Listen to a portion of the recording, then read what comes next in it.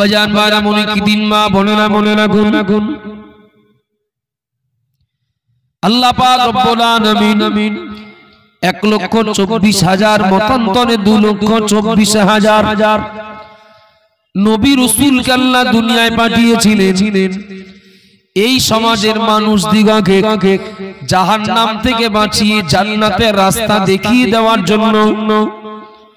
ও বাবাজিরা মায়েরা মনে রাখুন, নিশ্চয়ই আমরা সবাই জানি আল্লাহ পাক ইবলিসকে যখন তার রহমত থেকে বার করে দিলেন, জান্নাত থেকে বিতাড়িত করলেন, আল্লাহ যখন ফেরেশতাদের দল থেকে তাড়িয়ে দিলেন, ও বাবাজিরা মায়েরা মনে রাখুন, ইবলিস তখন প্রতিজ্ঞা করেছিল আল্লাহ পাক জাহান্নামে আমি একা যাব না, আল্লাহ আপনার বান্দা বান্দি আদম সন্তান সন্ততিকে আমি জাহান্নামে নিয়ে যাব।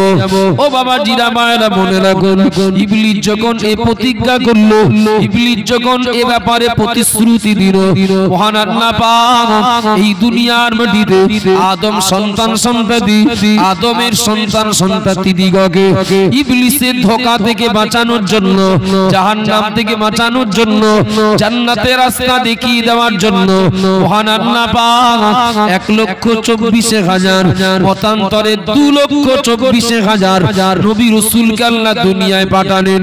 কারণ অন্য কিছু নয়, কারণ হলো এটাই আমার বান্দা আমার বান্দি দিগকে ইবলিস যেন ওদের উপরে ভর করে ওদেরকে ধোঁকা দি, ওদেরকে প্রতারণা দি, যেন জাহান্নামের আসামি বানাতে না পারে। এজন্য মহান আল্লাহ নবী রাসূলদেরকে দুনিয়ায় পাঠালেন আল্লাহর জান্নাতের রাস্তা দেখিয়ে দেওয়ার জন্য।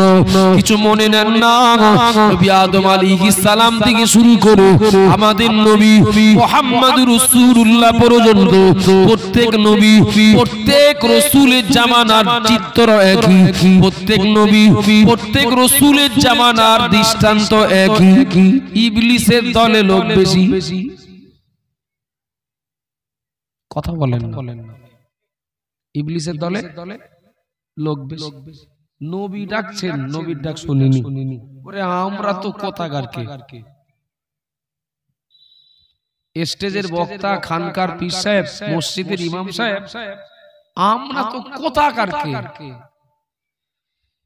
নবী ডেকেছে, নবীর ডাকে সাড়া দেওয়া লোক ছিল কম, আর শয়তানের ডাকে সাড়া দেওয়ার লোক ছিল বেশি। আচ্ছা একটা বাস্তব কথা বলে, এটা সভা হচ্ছে, আমি এই সভা উদ্দেশ্যে বলছি না, কিন্তু এই আজকের এখানে সভা হচ্ছে আর একই টাইমে আশপাশে কোথাও যদি কোনো গান বা যাত্রা হয়, লোক কোন জায়গায় বেশি হবে? ওই যে গানে বা যাত্রায় যে লোক বেশি হবে, সব কি অমুসলমানরা যাবে? বেশিরভাগ খোঁজ নিলে পাওয়া যাবে মুসলমান। গান যাত্রা ছেড়ে দেন, পুজোর বাজারে অনেক কাকা ঠাট্টা করে, আমরা তো সব একসঙ্গে মিলেমিশে বাস করি, অনেক কাকা ঠাট্টা করেন তোমাদের জন্য আমাদের জিলেপি বেশি দামে কিনতে হয়, তোমরা যদি একটু কম যেতে তো জিলেপি 70 টাকায় পাওয়া যেত। তোমাদের জ্বালায় মানে খরিদ্দার বাড়লে মালের দাম বাড়বে। পুজোর বাজারেও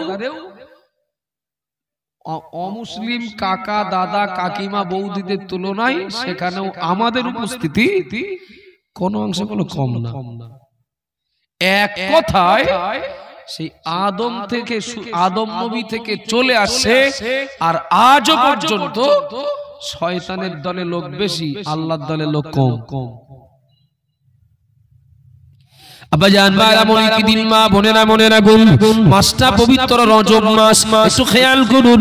আমি সময়ের দিকে, আমি মাস বা সময়ের দিকে খেয়াল করুন, আমি এই কথাটা আপনাদের সামনে তুলে ধরছি। বাবা এই প্রসঙ্গটা টেনেছি, এই প্রসঙ্গটা মেনেছি।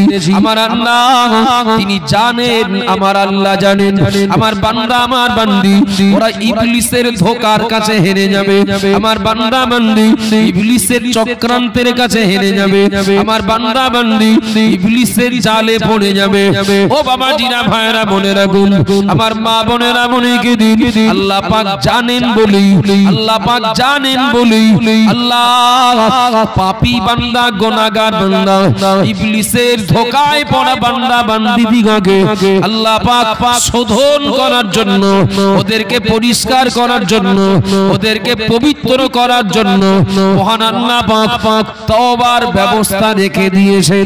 একটু জোরে বলেন সুবহানাল্লাহ, আরো জোরে বলুন সুবহানাল্লাহ। ও বাবা জিরা মায়েরা মনে রাখুন, আল্লাহ জানেন আমার বান্দা বান্দিরা ওরা ইবলিসের কাছে হেরে যাবে, ওরা পাপ করবে, ওরা গুনাহ করবে, ওরা নামাজ পড়বে না, ওরা রোজা রাখবে না, ওরা যাকাত দেওয়ার ক্ষমতা থাকতেও দেবে না, ওদের সামর্থ্য থাকতেও হজ করবে না, ওরা গান শুনবে, ওরা যাত্রায় যাবে, ওরা লটারি কাটবে, ওরা ক্যারাম বোর্ড খেলা করবে, ওরা জুয়া খেলা করবে। আল্লাহ পাক সব কিছু জানেন বাবা। এই জন্য মহান আল্লাহ পাপী বান্দা পাপী বান্দীদের জন্য আল্লাহ পাক ঘোষণা দিলেন, ও আমার বান্দা বান্দি যখনই দেখবে গুনাহ করেছো, যখনই দেখবে পাপ করেছো, আমি আল্লাহ পাক রব্বুল আলামিনের কাছে ক্ষমা প্রার্থনা করো, আমি আল্লাহ আমার কাছে তওবা করো, আমি আল্লাহ তোমাদের গুনাহ maaf করে দেব। একটু জোরে বলেন সুবহানাল্লাহ। মহান আল্লাহ কোরআনে বললেন, ইন্নাল্লাহা ইউহিব্বুত তাওয়াবিন ওয়া ইউহিব্বুল মুতাতাহিরিন। মহান আল্লাহ বললেন, আল্লাহ পাপী বান্দাদের ভিতরে যারা তওবা করে ওদেরকে বড় ভালোবাসেন, যারা পবিত্র আল্লাহ ওদেরকে বড় ভালোবাসেন। একটু জোরে বলেন না।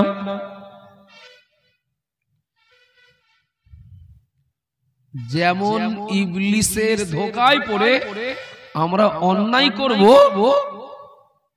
আল্লাহ তেমন ওই অন্যায় নামিও ময়লা থেকে পরিষ্কার হওয়ার জন্য, পবিত্র হওয়ার জন্য আমাদের জন্য তওবার দরজা খুলে রেখেছেন। বান্দা যদি তোমরা ইবলিসের ধোঁকায় পড়ে গায়ে কাদামাটি মেখে ফেলো তো একটু তওবার পানিতে গোসল করে নিও, আমি আবার পবিত্র করে দেব। একটু মহব্বত করে বলেন না সুবহানাল্লাহ। কিন্তু কিছু মনে নেন না। বাস্তব হলো পাপ করি তো ইবলিসের ধোঁকায় পড়ে, আর তওবা যখন করব ইবলিস তখন কি ছুটিতে বাড়ি থাকবে? একটু কথা বলেন। আমি পাপ করেছি ইবলিসের ধোঁকায় পড়ে, তার মানে ইবলিস বলে আমার পিছনে বহু সময় দিয়েছে, বহু খেদমত করেছে, বহু মেহনত আমার পিছনে দিয়েছে বলেই আমি পাপী। আর আমি যখন তওবা পড়তে যাব ও কি তখন আমার পিছন ছেড়ে দেবে নাকি? অত সোজা, অত সহজ? আব্বাজান বারা মনে কি দিন মা বোনেরা মনে রাখুন, কিতাবের ভিতরে পাওয়া যায় বাবা আল্লামা রুহুল আমিন রাহমাতুল্লাহ আলাইহি তিনিও তার কিতাবের ভিতরে লিখেছেন, একজন মানুষের সম্পদ বলতে একটা উট ছিল, আর কিছু না, একটাই মাত্র উট। কারোর যদি 10টা উট থাকে, একটা উট যদি হারিয়ে যায় তার কষ্ট লাগবে, তবে অতটা কষ্ট নয়। কিন্তু কারোর একটাই যদি উট থাকে, ওই উটটা যদি হারিয়ে যায় তার কষ্ট কিন্তু একটু বেশি লাগবে। কথা বলেন ঠিক না বল? আল্লামা হুজুর লিখেছেন, আল্লাহর একজন বান্দা অত্যন্ত গরিব মানুষ, তার একটাই উট ছিল। ওই উটটা নিয়ে মাঠে চড়াতে গেল। যেখানে উটটা চড়াচ্ছিল, উটটা চড়াতে উটটা চড়ে বেড়াতে ওই উটের মালিক একটা গাছের গোড়ায় হেলান দিয়ে একটা টাইমে ঘুমিয়ে পড়লো। ও বাবা জিনা মানা, ঘুম থেকে উঠে চোখটা মেলে দেখতে পেল তার সামনে আর উট নাই, ওই মাঠে আর উট নাই। অনেক খোঁজাখুঁজি করে লোকটা উটটা খুঁজে পেলেন না, একটাই মাত্র উট তার সম্পদ। ও বাবা জিনা মানা, মনে রাখুন, কোন জায়গায় উটটা খুঁজে না পেয়ে উটের মালিক মনক্ষুণ্ণ হয়ে মনে কষ্ট নিয়ে উটের মালিক বাড়ি চলে গেলেন। মনে তার বিরাট দুঃখ, আহারে আমার একটাই মাত্র উট ছিল, কিন্তু সেই উটটা হারিয়ে গেল। আমার একটাই মাত্র উট ছিল, কিন্তু উটটা হারিয়ে গেল। মনে বিরাট দুঃখ নিয়ে, মনে বিরাট কষ্ট নিয়ে লোকটা বাড়ি চলে গেলেন। বাড়িতে পৌঁছালেন, এমন সময় লোকটা পিছন দিকে তাকিয়ে দেখেন তার হারিয়ে যাওয়া উটটা তার পিছন পিছন বাড়ি চলে এসেছে। ও বাবাজি না বাবা মনে রাখুন, হারিয়ে যাওয়া উটটা উটের মালিক ফিরে পেলে যা না আনন্দিত হন। হারিয়ে যাওয়া উটটা উটের মালিক ফিরে পেলে যা না আনন্দিত হন। আল্লাহর কোন বান্দা, আল্লাহর কোন বান্দি আল্লাহর পথ ছেড়ে যখন শয়তানের পথে চলে যায়, পাপের পথে চলে যায়, গুনার পথে যখন চলে যায়, বলা যেতে পারে এ লোকটা আল্লাহর রাস্তা থেকে হারিয়ে যায়। যখন শয়তানের রাস্তায় চলে যায়, লোকটা আল্লাহর রাস্তা থেকে হারিয়ে যায়, শয়তানের রাস্তা থেকে। আবার ওই লোকটা যখন তওবা করে আল্লাহর রাস্তায় ফিরে আসে, উটের মরি হারিয়ে যাওয়া উটটাকে পেয়ে যতটা না খুশি হয়, যতটা না সন্তুষ্ট হয়, আল্লাহর কোন বান্দা পাপের স্রোতে থাকাকালীন, পাপের স্রোতে থাকতে থাকতে যখন অনুতপ্ত হয়ে তওবা করে আবার আল্লাহর কাছে ফিরে আসে, আল্লাহ পাক ভুল করেছি, আল্লাহ গুনাহ করেছি, আল্লাহ অন্যায় করেছি, মাফ করে দেন। হারিয়ে যাওয়া উটটাকে মনি পেয়ে যা না খুশি হন, আল্লাহ এ বান্দাকে পেয়ে তার থেকে আরো অনেক বেশি খুশি হয়ে যান। একটু জোরে বলেন না সুবহানাল্লাহ, আরো জোরে বলুন সুবহানাল্লাহ। ও বাবাজিরা বাবা মনে গেদে, ও গো মা বোনেরা মনে রাখুন, আমার আল্লাহ এই ব্যবস্থা রেখে দিয়েছেন। আমার বান্দা বান্দি ওরা পাপ করে ফেললো, ওরা যেন পবিত্র হওয়ার ব্যবস্থাটা ওরা পায়, উপায়টা যেন পায়। আল্লাহ উপায় রেখে দিলেন। তওবা, তওবার পানিতে বান্দা গোসল করো, তওবার পানিতে পবিত্র হও। আল্লাহ নবী পাক জবানে বললেন, কুল্লু বনি আদম খাত্তাউন। আমি মুহাম্মদ রাসূলুল্লাহ বলছি, আদম সন্তান সবাই পাপী, আদম সন্তান সবাই অপরাধী। আর এই পাপীদের ভিতরে, এই অপরাধীদের ভিতরে খায়রুল খাত্তাইনা তাওয়াবুন। আমি মুহাম্মদ রাসূলুল্লাহ বলছি, সবথেকে ভালো তারা পাপীদের ভিতরে সেই মানুষটা আল্লাহর কাছে ভালো যে মানুষটা তওবাকারী। একটু জোরে বলেন না। মাসটা রজব মাস, আপনি বেশি দূর খুঁজতে হবে না, মসজিদের খুতবাতেও দেখবেন আছে রজব মাস হলো গোনা থেকে তওবা করে পবিত্র হওয়ার মাস। রজব মাস হলো ক্ষেত পরিষ্কার করার মাস। শাবান মাস হলো বীজ বপন করার মাস। রমজান মাস হলো ফসল নেওয়ার মাস। সুবহানাল্লাহ বলেন। এখন এই জমিটাই যদি এখন আমি মনে করি খুব দামি, খুব ভালো কোয়ালিটির দানা এই ঘাস বলে ছড়িয়ে দেব, খুব ভালো চারা বার হবে মনে হয় নাকি? দানাটা ছড়ানোর আগে, চারাটা বসানোর আগে আগে জমিটা তৈরি করে নিতে হয়, চষতে হয়, ঘাস বাছতে হয়, বাসই দিতে হয়, সমান করতে হয়, জো না থাকলে পানি দিতে হয়।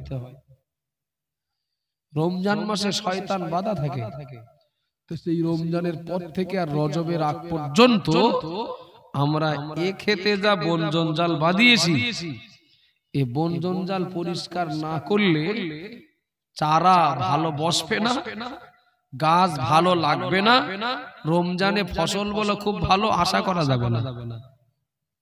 কথা বলেন ঠিক না ভুল? আব্বাজান মায়েরা মনে রাখুন, আমার মা বোনেরা মনে দিন, আল্লাহ নবী পাক জামানে বললেন, এমন একটা সময় চলে আসবে, এমন একটা জামানা চলে আসবে, আমার উম্মতের নিকট আমি মুহাম্মদুর রাসূলুল্লাহ বলছি, ইউহিব্বুনা যুনুবা ওয়া ইয়ানসাউনা তাওবাতা। আমার উম্মতিদের ভিতরে কিছু উম্মতিকে পাওয়া যাবে, ওরা পাপ করতে বড় ভালোবাসবে, ওরা গুনাহ করতে ভালোবাসবে, ওয়া ইয়ানসাউনা তাওবাতা। আমি নবী বলছি, ওরা তওবা করতে ভুলে যাবে। ও বাবাজিরা বারা মনে রাখুন পাপ করতে ভালোবাসবো আমরা, তওবা করতে ভুলে যাব। বিশ্বাস করুন আজ থেকে প্রায় ১৫০০ বছর আগে আল্লাহর নবী এ আশঙ্কা করেছিলেন, এ মন্তব্য করেছিলেন। কম বেশি ১৫০০ বছর চলে গেল, আর যদি আমরা এ জামানায় নবীর ওই হাদিসটাকে বাস্তবে মিলিয়ে দেখি, দেখতে পাবো নবী যা বলেছিলেন তাই হয়েছে। পাপ করি আমরা আনন্দ করে, আর তওবার কথাটা ভুলে থাকি। একটু কথা বলেন না, পাপ করি আনন্দ করে, আর তওবার কথাটা আমরা ভুলে থাকি। কিছু মনে নেন না বাবা, আর ভুলে থাকি নিজেরা ইচ্ছা করে না, শয়তান আমাদেরকে ভুলিয়ে রাখে। ও বাবা জিরা বারা মনে গেলে দুনিয়ার আইন আদালত, দুনিয়ার পুলিশ প্রশাসন, দুনিয়ার আইন আদালত, দুনিয়ার পুলিশ প্রশাসন আসামি খুঁজে বেড়ায়, আসামিকে শাস্তি দেওয়ার জন্য দুনিয়ার পুলিশ, দুনিয়ার আইন আদালত আসামিদেরকে খুঁজে বেড়ায় শাস্তি দেওয়ার জন্য, সাজা দেওয়ার জন্য। আল্লাহ দয়াময়, আল্লাহ গফুর, আল্লাহ গফফার, আল্লাহ পাক আসামিদেরকে খোঁজেন, আল্লাহ আসামিদেরকে ডাকেন মাফ করে দেওয়ার জন্য। একটু জোরে বলেন না। আল্লাহ আসামিদেরকে খোঁজেন, ডাকেন, মাফ করে দেবেন। তাই আব্বাজান ভাইরা মনে রাখুন, আমার মা বোনেরা মনে রাখুন, যারা তাদের বিগত জীবনের গুনার কথা মনে করে আল্লাহর রাস্তায় ফিরে এসে আল্লাহকে বলে, আল্লাহ ভুল করেছি, আপনি মাফ করে দেন। বিশ্বাস করুন মহান আল্লাহ এই মানুষটাকে শুধু মাফ করে দেন তাই না, আল্লাহ তার সম্মান অনেক বেশি বাড়িয়ে দেন। একটু জোরে বলেন না সুবহানাল্লাহ। একটা কিতাবের নাম বলছি, কিতাবটার নাম মনে রাখুন, কিতাবটার নাম হলো তামবিহুল গাফিলিন। লেখক হলেন আবুল আইস সামরকান্দি রাহমাতুল্লাহ আলাইহি। ওই কিতাবের একদম শেষের দিকে একটা অত্যন্ত শিক্ষামূলক ঘটনা উল্লেখ করেছেন। আবুল আইস সামরকান্দি হুজুর লিখেছেন আল্লাহর নবীর দুইজন সাহাবার ঘটনা, আল্লাহর নবীর দুইজন সাহাবার কথা। একজন সাহাবার নাম হলো হযরত সালাবা আনসারী, আর একজন সাহাবার নাম হলো হযরত সাঈদ ইবনে আব্দুর রহমান রাদিয়াল্লাহু তাআলা আনহুমা। ও বাবা জিনা বারা মনে রাখুন, আল্লাহর নবীর এই দুইজন সাহাবা তারা একে অপরের ভিতরে অত্যন্ত গভীর বন্ধুত্বে আবদ্ধ ছিলেন, গভীর সম্পর্কে আবদ্ধ ছিলেন।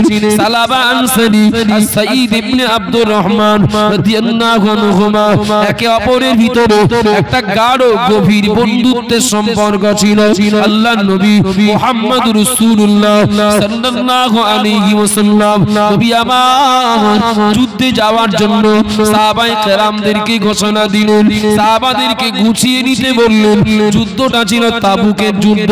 তাবুকের যুদ্ধে যাওয়ার জন্য আল্লাহর নবী সাহাবায়ে কেরামদেরকে গুছিয়ে নিতে বললেন। ও আমার সাহাবায়ে কেরামেরা, আমি মুহাম্মদুর রাসূলুল্লাহ বলছি, ইসলামকে বাঁচানোর জন্য, ইসলামকে জিন্দা করার জন্য কাফের বেঈমানদের মোকাবেলায় সবাই যুদ্ধে যেতে হবে, গুছিয়ে নাও, তৈরি হও। আল্লাহর নবী মুহাম্মদুর রাসূলুল্লাহ সাল্লাল্লাহু আলাইহি ওয়াসাল্লাম সাহাবায়ে কেরামদেরকে গুছিয়ে নিতে বললেন।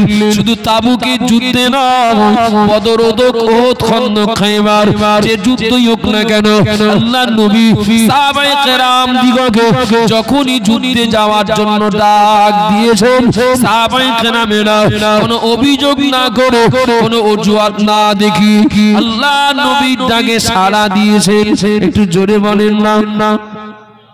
কোনো অজুহাত নেই, কোনো অজুহাত নেই। আমাদের কোনো কিছু যখন না পায়, নামাজের টাইমে লোকটা নামাজ পড়তে গেলেন না, কি ব্যাপার আপনি গেলেন, তাহলে কাপড় পাকছিল না, কথা বলেন, এমন অজুহাত দেওয়ার লোক আছে না নেই? কাপড় পাকছিল না, তা কি করে? কিন্তু সাহাবায়ে কেরামেরা, নবী এমনি বলেছেন আসহাবিকান নুজুম, আমার সাহাবারা এক একজন এক একটা তারকার সমতুল্য। একটু জোরে বলেন। সাহাবাদেরকে নবী ডেকেছেন যখন যে কাজে যে প্রয়োজনে, এমন কি যুদ্ধের ময়দানে জীবন চলে যাবে, শহীদ হতে হবে, জেনে বুঝেও বিনা অজুহাতে নবীর ডাকে সাড়া দিতেন সাহাবা।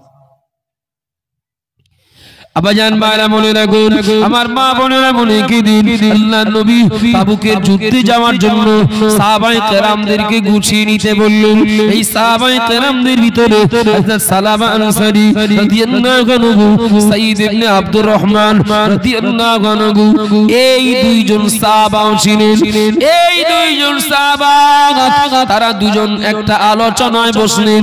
হুজুর লিখেছেন তামবিহুল গাফিলিন কিতাবের ভিতরে আবুল সমরখন্দি হুজুর লিখেছেন এই দুইজন সাহাবা আলোচনায় বসলেন কি করা যাবে। আল্লাহর নবী যুদ্ধে যাওয়ার জন্য ডেকেছেন, অপর দিকে ওই নবী তো বলেছেন বাড়িতে মহিলা, ছোট ছোট বাচ্চা, বৃদ্ধ বৃদ্ধা যারা, ওদেরও খেদমত করতে হবে।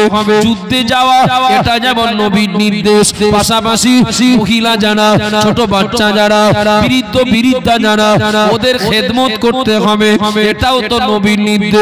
দুজনাই যদি যুদ্ধে যায় তাহলে একটা দিক তো নবীর হুকুম মানা হবে না, আবার দুজনাই যদি বাড়ি থাকি তাহলে যুদ্ধে যাওয়ার সৈন্য কমে যাবে। কি করা যাবে? সিদ্ধান্ত নিলেন যে আমরা দুজনার ভিতরে একজন যুদ্ধের ময়দানে যাব আর একজন বাড়িতে থাকবো। দুজন সাহাবা সিদ্ধান্ত নিলেন যে আমরা দুজনাই যুদ্ধেও যাব না, আবার দুজনাই বাড়ি থাকবো না, একজন যুদ্ধে যাবে, একজন বাড়ি থাকবে।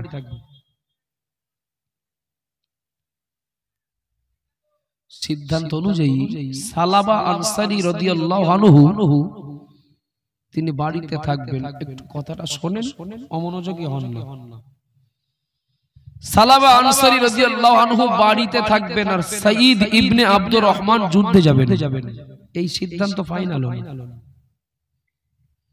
খুব মন দেন, আমি সময় অতিক্রম করার জন্য, সময় কাটানোর জন্য বলছি না। আমি বলেছি যারা পাপ করে ফেলেন তারা তওবা করলে আল্লাহ মাফ করেন, তাই না আল্লাহ তাদের সম্মান বাড়িয়ে দেন। একটু সুবহানাল্লাহ বলেন।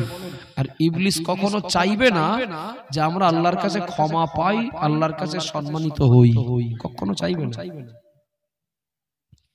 আবাজান বানা মনে রাখুন, আমার মা বোনেরা মনে রেখে দিন আল্লাহর নবী মুহাম্মদ রাসূলুল্লাহ সাল্লাল্লাহু আলাইহি ওয়াসাল্লাম সাহাবা হুজুরদেরকে নিয়ে তাবুকের যুদ্ধের ময়দানে চলে গেলেন। ওই যুদ্ধের ময়দানে আব্দুস সাইয়্যিদ ইবনে আব্দুর রহমান হুজুর গেলেন। সালাবা তিনি বাড়িতে রয়েছেন।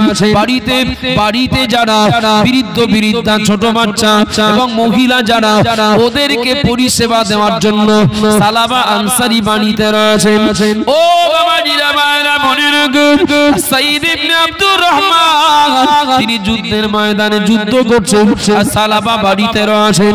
এমন সময় ইবলিস শয়তান সালাবার ভিতরে, সালাবার মনের ভিতরে কুমন্ত্রণা দিতে লাগলো, ধোঁকা দিতে আরম্ভ করলো। সালাবা আনসারী ঘরের বাইরে ছিলেন, ইবলিস সালাবার মনের ভিতরে কুমন্ত্রণা দিতে লাগলো। ও সালাবা আনসারী, ঘরে ঢুকে দেখো কে যেন তোমার জন্য দাঁড়িয়ে, কে তোমার জন্য যেন অপেক্ষা করছে। সালাবা আনসারী মনে কোনো পাপ নাই, তার মনে কোনো কিন্তু কথা নাই। সালাবা আনসারী ঘরের দরজার পর্দাটা সরিয়ে ভিতরে প্রবেশ করতে যাবেন। যেই না পর্দায় হাত দিলেন, তিনি অনুভব করলেন ওই পর্দার আড়ালে কেউ একজন দাঁড়িয়েছিলেন। পর্দার উপর দিয়ে কারোর একটা গায়ে হাত দিয়ে ফেলেছেন। পর্দাটা সরিয়ে দেখেন ওই পর্দার আড়ালে দাঁড়িয়েছিলেন সাইয়্যিদ ইবনে আব্দুর রহমানের স্ত্রী। যে বন্ধুটা যুদ্ধের ময়দানে, ওই বন্ধুর স্ত্রী দাঁড়িয়েছিলেন ওই পর্দার আড়ালে। আর এটাই তো শয়তানের কাজ, এটাই তো শয়তানের কাজ। ও বাবাজিরা ভাইরা মনে রাখুন, ও মা বোনেরা মনে রেখে দিয়ে সালাবা আনসারী রাদিয়াল্লাহু আনহু এতটা অনুতপ্ত হলেন, এতটা দুঃখ পেলেন, এতটা মনের দিক থেকে কষ্ট পেলেন। সালাবা আনসারী রাদিয়াল্লাহু আনহু তিনি প্রতিজ্ঞা করে নিলেন, তিনি সিদ্ধান্ত ঠিক করে নিলেন, আমার সামনে এখন সবথেকে বড় কাজ আল্লাহর কাছে এই অপরাধ থেকে ক্ষমা চেয়ে নেওয়া। একটু জোরে বলেন না সুবহানাল্লাহ। আমার সামনে এখন অন্য কোনো কাজ নেই, আমার সামনে এখন সবথেকে বড় কাজ হলো আমার অনিচ্ছাকৃতভাবে হলো আমি যে অন্যায়টা করে ফেলেছি, এই অন্যায় থেকে আল্লাহর কাছে তওবা করে ক্ষমা চেয়ে নেওয়া, ক্ষমা পাওয়া। আজ না কাল, কাল না পরশু, এখন না পরে, না টালবা না নয়, জানি না কখন আল্লাহর কাছে যাওয়ার ডাক এসে যাবে। সালাবা আনসারী রাদিয়াল্লাহু আনহু তিনি তার বাড়ির কাজ কর্ম সব রেখে দিয়ে সালাবা আনসারী আল্লাহর কাছে কান্নাকাটির জন্য, তওবার জন্য তিনি চলে গেলেন একটা নিরিবিলি একটা পাহাড়ের পাদদেশে। ও বাবা জিনা মায়েরা, ওই পাহাড়ের পাদদেশে গিয়ে সালাবা আনসারী আল্লাহর কাছে কাঁদতে লাগলেন, আল্লাহর কাছে বলতে লাগলেন, আল্লাহ গুনাহ করেছি, শয়তানের ধোঁকায় পড়ে একটা অপরাধ করে ফেলেছি, আল্লাহ আপনি মাফ করে দেন, আল্লাহ আপনি ক্ষমা করে দেন। সালাবা আনসারী কাঁদতে লাগলেন। দিন চলে যায়, রাত চলে যায়, দিন চলে যায়, রাত চলে যায়, সালাবার কান্না বন্ধ হয় না, সালাবার কান্না থামে না। ও বাবা জিনা মায়েরা, ওইভাবে কাঁদতে লাগলেন। তাবুকের যুদ্ধ শেষ হয়ে গেল, তাবুকের যুদ্ধ শেষ হয়ে গেল। তখনও সালাবা বাড়ি আসেননি। সাইদ ইবনে আব্দুর রহমান তিনি বাড়ি চলে আসলেন। বাড়ি এসে দেখতে পেলেন আমার বন্ধু সালাবাকে যে দায়িত্ব দিয়ে আমি গিয়েছিলাম, সেই জায়গায় সালাবাকে পাওয়া যায় না। কোথায় সালাবা? স্ত্রীকে জিজ্ঞাসা করলেন, ও আমার বিবি, আমার বন্ধুকে দেখি না কেন, আমার বন্ধু সালাবাকে পাই না কেন?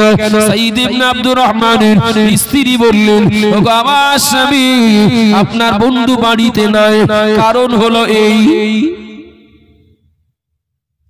অন্যায়টা কিন্তু ইচ্ছা করে না, অনিচ্ছাকৃতভাবে। আচ্ছা, এমন ঘটনা আমাদের দ্বারাও কখনো কখনো ঘটে না? ঘটে না? একটু কথা বলেন ইমরান ভাই, ঘটে না? খুব ঘটে। আমাদের মনে হয়েছে কিছু একটা হয়েছে, হাত ধরে টানাটানি, এর সঙ্গে ওখানে, ওর সঙ্গে ওখানে, খুব খুব অনেক কিছু হয়। মনে রাখতে হবে, ইবলিস আমাদের সব থেকে বড় শত্রু। সে চাইবে আমাদের দ্বারা পাপ করিয়ে আমাদেরকে জাহান্নামী বানাতে। আর আল্লাহ হলেন আমাদের সব থেকে বড় কল্যাণকামী। আল্লাহ বলেছেন, পাপ করে ফেললে আমার কাছে ক্ষমা চাও, তওবা করো, আমি মাফ করে দেব। কিন্তু আমরা তো পাপও করি, আবার তওবা থেকে ভুলেও থাকি। আব্বাজান ভাইরা মনে রাখুন, আমার মা বোনেরা মনে রাখুন, সাইদ ইবনে আব্দুর রহমান যুদ্ধের ময়দান থেকে মদিনায় ফিরে আসলেন, বাড়ি চলে আসলেন, কিন্তু দাঁড়ালেন না, সোজা চলে গেলেন বন্ধুর সন্ধানে। বন্ধুর সন্ধানে গিয়ে দেখতে পেলেন তার বন্ধু সালাবা আনসারী পাহাড়ের পাদদেশে সিজদায় পড়ে আল্লাহর কাছে কান্নাকাটি করছেন। ও বাবা জিনা মায়েরা, ওগো মা বোনেরা মনে রাখুন, সাইদ ইবনে আব্দুর রহমান সালাবাকে গিয়ে দেখলেন ক্রন্দনরত অবস্থায়। ওগো ভাই সালাবা, ও সালাবা, ওগো আমার বন্ধু, আপনি এখানে আর থাকবেন না, আপনি বাড়িতে চলুন, আপনি ফিরে চলুন। সালাবা আনসারীকে বন্ধু যখন বললেন বাড়ি আসার জন্য, সালাবা আনসারী বললেন, ভাই সাইদ, আমি বাড়ি যেতে পারি, তবে শর্ত হলো আমাকে আসামির মতো করে নিয়ে যেতে হবে। সালাবার বক্তব্য হলো, আমাকে আসামির মতো করে নিয়ে যেতে হবে, কেননা আমি আল্লাহর কাছে পাপী, দুনিয়ার মানুষের কাছে আমার ভালো হয়ে লাভ নেই। আচ্ছা, আমরা সম্পূর্ণ উল্টো না? আচ্ছা, মাঝখানে এই জায়গাটা কি কবর আছে নাকি? আমার বিকাল থেকে না প্রচন্ড মাথার যন্ত্রণা হচ্ছে, এখনো রানিং। একে তো আমি একটু অস্বস্তি বোধ করছি, তার উপরে এই মজলিসটার দিকে দেখছি আর আমার মন যেন অন্যরকম হয়ে যাচ্ছে।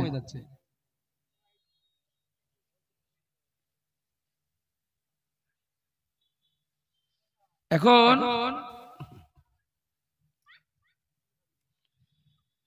সাইয়্যিদ ইবনে আব্দুর রহমান যখন সালাবাকে বললেন বাড়ি চলেন, সালাবার বক্তব্য, বাড়ি আমি যেতে পারি, তবে আমাকে আসামির মতো করে নিয়ে যেতে হবে। রাস্তা দিয়ে যখন যাব, রাস্তার দুধারের লোক আমার দেখলে যেন বুঝতে পারেন যে আমি একজন আসামি। সালাবার বক্তব্য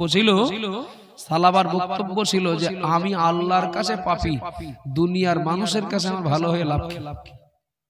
আর আমরা বলো সম্পূর্ণ উল্টো কথা, বলেন না? আল্লাহর কাছে যাই হোক, অন্তত দুনিয়ার মানুষ ভালো বললে হলো। আব্বাজান মায়েরা মনে রাখুন, আমার মা বোনেরা মনে কি দিন, আল্লাহর বান্দা, আল্লাহর প্রিয় বান্দা, আল্লাহ নবী সাহাবা সালাবা আনসারীর সঙ্গে সাইয়্যিদ ইবনে আব্দুর রহমানের অনেক সময় কথাবার্তা হলো। অনেক কথাবার্তার পর সাইয়্যিদ ইবনে আব্দুর রহমান সালাবাকে নিয়ে বাড়ি চলে আসলেন, বাড়ি ফিরিয়ে আনলেন। ও বাবাজিরা মায়েরা, ওগো মা বোনেরা মনে রাখুন, সাইয়্যিদ ইবনে আব্দুর রহমান সালাবাকে বাড়িতে এনে ছেড়ে দিলেন, কিন্তু না, তিনি এক জায়গায় না। সালাবা আনসারী যেন স্বস্তি পান না, সালাবা আনসারী যেন তিনি সর্বক্ষণ তিনি একটা অস্বস্তির ভিতরে। সালাবা আনসারী পাহাড়ের পাদদেশ থেকে বন্ধু সাইয়্যিদের সঙ্গে বাড়ি আসার পর সালাবার একটা মেয়ে ছিল, ওই মেয়েটার নাম হলো খামসানা। মেয়েটার নাম হলো খামসানা। আব্বা কলিজার টুকরি মেয়েটাকে নিয়ে বসলেন, ওগো আমার মেয়ে, আমি তোমার আব্বা, আমি একটা অন্যায় করেছি, আমি একটা অপরাধ করে ফেলেছি। ওগো মা, ও আমার মেয়ে, তুমি একটু আমার সঙ্গে চলো। তুমি আর আমি দুজন মিলে হযরত আবু বকর সিদ্দিক রাদিয়াল্লাহু আনহুর কাছে যাই। হযরত আবু বকর হুজুরের হাত দিয়ে, হযরত আবু বকর হুজুরের মাধ্যমে একটু তওবা পড়ে আসি। একটু বলবেন না সুবহানাল্লাহ? সালাবা মেয়েকে সঙ্গে নিয়ে যাচ্ছেন আবু বকর হুজুরের কাছে তওবা পড়তে। নিজে পারেন না পড়তে? একটু কথা বলেন না, নিজে পারেন তো? কিন্তু একটা জিনিস দেখেন, আমরা অনেক সময় কি করি, আল্লাহ আমার এই দোয়াটা আল্লামা হুজুরের ওসিলায় কবুল করে নেন। আল্লাহ এই দোয়াটা ফুরফুরা শরীফের পীর মুজাদ্দিদুজ জামান দাদা হুজুর পীর কিবলা হুজুরের ওসিলায় কবুল করে নেন। কোন একটা কবর জিয়ারত করতে যেয়ে বলি, আল্লাহ এই মাহবুব বান্দার ওসিলায় দোয়াটা কবুল করে নেন। এই যে মাধ্যম অবলম্বন করা হয় যেন দোয়াটা কবুল হয়, এই আশা নিয়ে সালাবা আনসারী আবু বকর হুজুরের মাধ্যমে তিনি তওবা পড়বেন। কেন না, সালাবা আনসারী হুজুরের তুলনায় আল্লাহর কাছে আবু বকর সিদ্দিক হুজুরের মান মর্যাদা গ্রহণযোগ্যতা অনেক বেশি ছিল। একটু সুবহানাল্লাহ বলেন।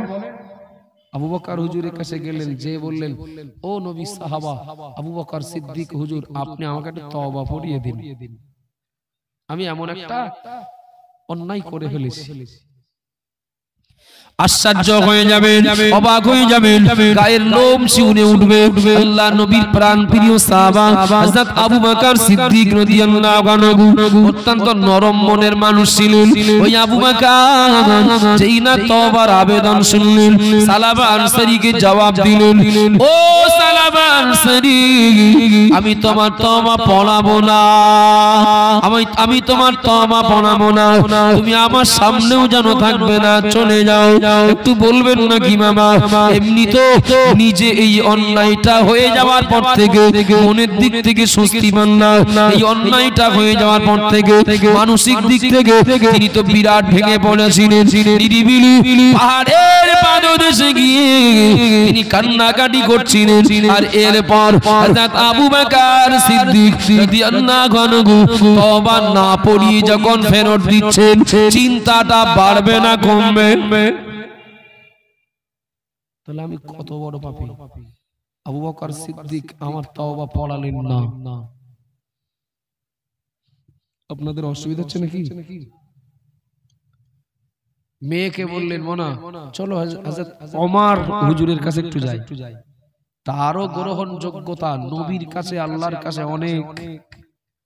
মেয়েটাকে নিয়ে হযরত ওমর রাদিয়াল্লাহু আনহুর কাছে গেলেন। আচ্ছা, তিনি তওবা পড়তে এখানে ওখানে যাচ্ছেন, আর আমাদের বাড়ি এসেও যদি হুজুর বলে একটু পড়ে নাও, হুজুর জিজ্ঞাসা করে আমার দোষটা কি? কি ভুল বলছি ভাই? জিজ্ঞাসা করে হুজুর আমি তওবা করলি তো প্রমাণ হয়ে গেল, তওবা করলে তো প্রমাণ হয়ে গেল আমি দোষী, তোমার দোষটা কি বলো? এদিন ওই অনলাইনে দেখছিলাম ফেসবুক কি ইউটিউব স্মরণে আসছে না, বাংলাদেশের কোন এক ভদ্রলোক বলছেন আমি জীবনে আল্লাহর কাছে ক্ষমা চাইনি। কেউ শুনেছেন কিনা জানি না, বলে আমি জীবনে আল্লাহর কাছে ক্ষমা চাইনি। আর যখন হুজুররা বলেন আল্লাহ আমার মাফ করে দেন, আমি জীবনে আমিন বলি না। কেন? আমিন বললে তো আমি পাপী, এটা স্বীকার করা হলো, আমি কোনো পাপ করিনি। কিছু বোঝা যাচ্ছে নাকি? আমি কোনো পাপ করিনি জীবনে, তবে ক্ষমা চাইবো কেন? আল্লাহু আকবার। সালাবা আনসারী রাদিয়াল্লাহু আনহু হযরত ওমর রাদিয়াল্লাহু আনহুর কাছে যে বললেন একই কথা, যে এই রকম একটা ভুল হয়ে গেছে, আমাকে একটু তওবা পড়িয়ে দিন। হযরত ওমর রাদিয়াল্লাহু আনহু একই কথা বললেন, আমি তওবা পড়াবো না, আমার সামনে থাকবে না, চলে যাও। চিন্তাটা আরো বাড়বে না? একটু কথা বলেন না, আরো বাড়বে। মেয়েকে নিয়ে চললেন হযরত আলী রাদিয়াল্লাহু আনহুর কাছে, একই কথা বললেন। হযরত আলী রাদিয়াল্লাহু আনহু তিনিও বললেন তওবা পড়াবো না এবং আমার সামনেও থাকবে না, চলে যাও। আচ্ছা, সালাবাদ থেকে আমরা একটু বেশি অপরাধ করেছি না কম বলে মনে হয়? একটু বেশি না অনেক বেশি? কোনদিন হুজুর বলেছেন হুজুর তওবাটা পড়িয়ে দেন? মনে মনে কোনদিন হয়েছে যে একটু তওবা পড়ে নেই, কবে কি হয় ঠিক নেই? কিছু মনে নেন না, কিছু মনে নিলে হবে না। অনেক সময় দেখবেন ওই জোর জুলুম করে নামাজ পড়ালি যা হয়, এক বছর পরে বলছে নামাজ পড়ি তাই আমি তো ওযু করি না। মন থেকে যদি নামাজ না পড়ে, যদি কারো চাপে পড়ে তো বিনা ওযুতে নামাজ পড়বে? হতে পারে না? পারে না? খুব পারে। এখন তার তওবা না পড়ালে, সে তওবা না পড়লে তার বাড়ির খানা কেউ খেতে যাবে না। সে তওবা না পড়লে তার ইফতার মসজিদে নেওয়া হবে না। সে তওবা না পড়লে তার মেয়ের বিয়েতে কেউ শাদী খেতে যাবে না। এখন এই ক্ষেত্রে তওবা পড়ানো মানে তো চাপে ফেলেই পড়ানো। দেখবে যে মোটামুটি কাজটা উদ্ধার হয়ে যাক, তারপরে যা ছিলাম আবার তাই হব, স্বাভাবিক।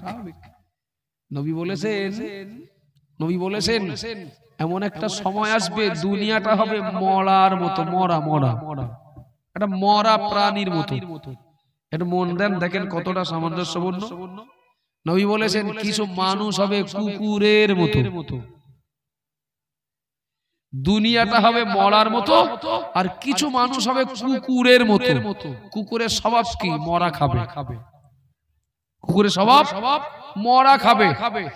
এখন দুনিয়াতে তো আরো অনেক প্রাণী ছিল, নবী অন্য কোন প্রাণীর সঙ্গে ওই কিছু মানুষের তুলনা না করে কুকুরের সঙ্গে তুলনা কেন করলেন?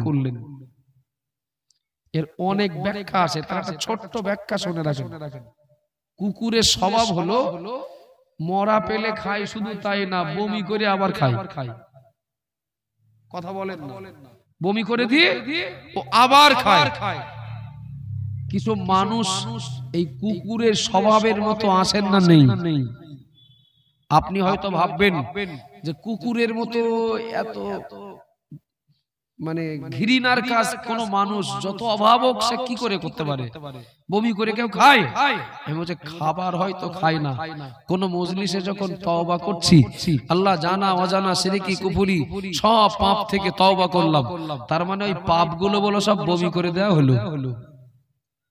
কথা বলেন, পাপগুলো সব বমি করে দেওয়া হলো। একটু বলবেন যে পাপ থেকে তওবা করা হয়, তওবার পরে সেই পাপ করার লোক আসে না নেই? আসে তো। তো যে পাপ থেকে আমি তওবা করলাম ফের যদি সেই পাপ আবার করি তা তো বমি করে খাওয়ার মতোই তো হলো। আব্বাজান ভাইরা মনে রাখুন, আমার মা বোনেরা মনে রেখে দিন, সালাবা আনসারী আলী হুজুরের কাছে তওবা পেলেন না। এবার মেয়েটাকে বললেন, মেয়ে আর দেরি নয়, আল্লাহ কখন ডাক দেবেন জানি না, কখন মরণের সময় হবে জানি না, আমার কলিজার টুকরি আর দেরি নয়, তুমি আমার সঙ্গে চলো, রহমাতুল লিল আলামিনের কাছে চলে যায়। আল্লাহর নবী তিনি হায়াতে ছিলেন, নবী তখনও দুনিয়াতে ছিলেন। সালাবা আনসারী কলিজা টুকরি মেয়েটাকে সঙ্গে করে নিয়ে আল্লাহর নবীর কাছে গিয়ে হাজির হলেন। ইয়া রাসূলুল্লাহ, ইয়া হাবিবাল্লাহ, আল্লাহর নবী আমি আপনার নগণ্য সাহাবা, ইবলিসের ধোঁকায় পড়ে এমন একটা অন্যায় করে ফেলেছি, আমার মন মেনে নিচ্ছে না, আমার মন মানে না, আমার মন বলছে আমি পাপী, আমি অপরাধী। আল্লাহর নবী আমি তওবা করার জন্য আবু বকর হুজুরের কাছে গিয়েছি, তিনি আমার তওবা পড়াননি। আমি তওবার জন্য হযরত ওমর হুজুরের কাছে গিয়েছি, তিনি আমার তওবা পড়াননি। ও আল্লাহর নবী হযরত আলীর কাছে গিয়েছি, তিনি আমার তওবা পড়াননি। আমি আপনার কাছে এসেছি, আপনি রহমাতুল লিল আলামিন, আপনি আমার তওবাটা পড়িয়ে দেন, আপনি অবাক হয়ে যাবেন, আপনি আশ্চর্য হয়ে যাবেন। আমি ওই যুগে ছিলাম না, আমি ওই জামানায় ছিলাম না, আমি সচক্ষে ঘটনা দেখিনি।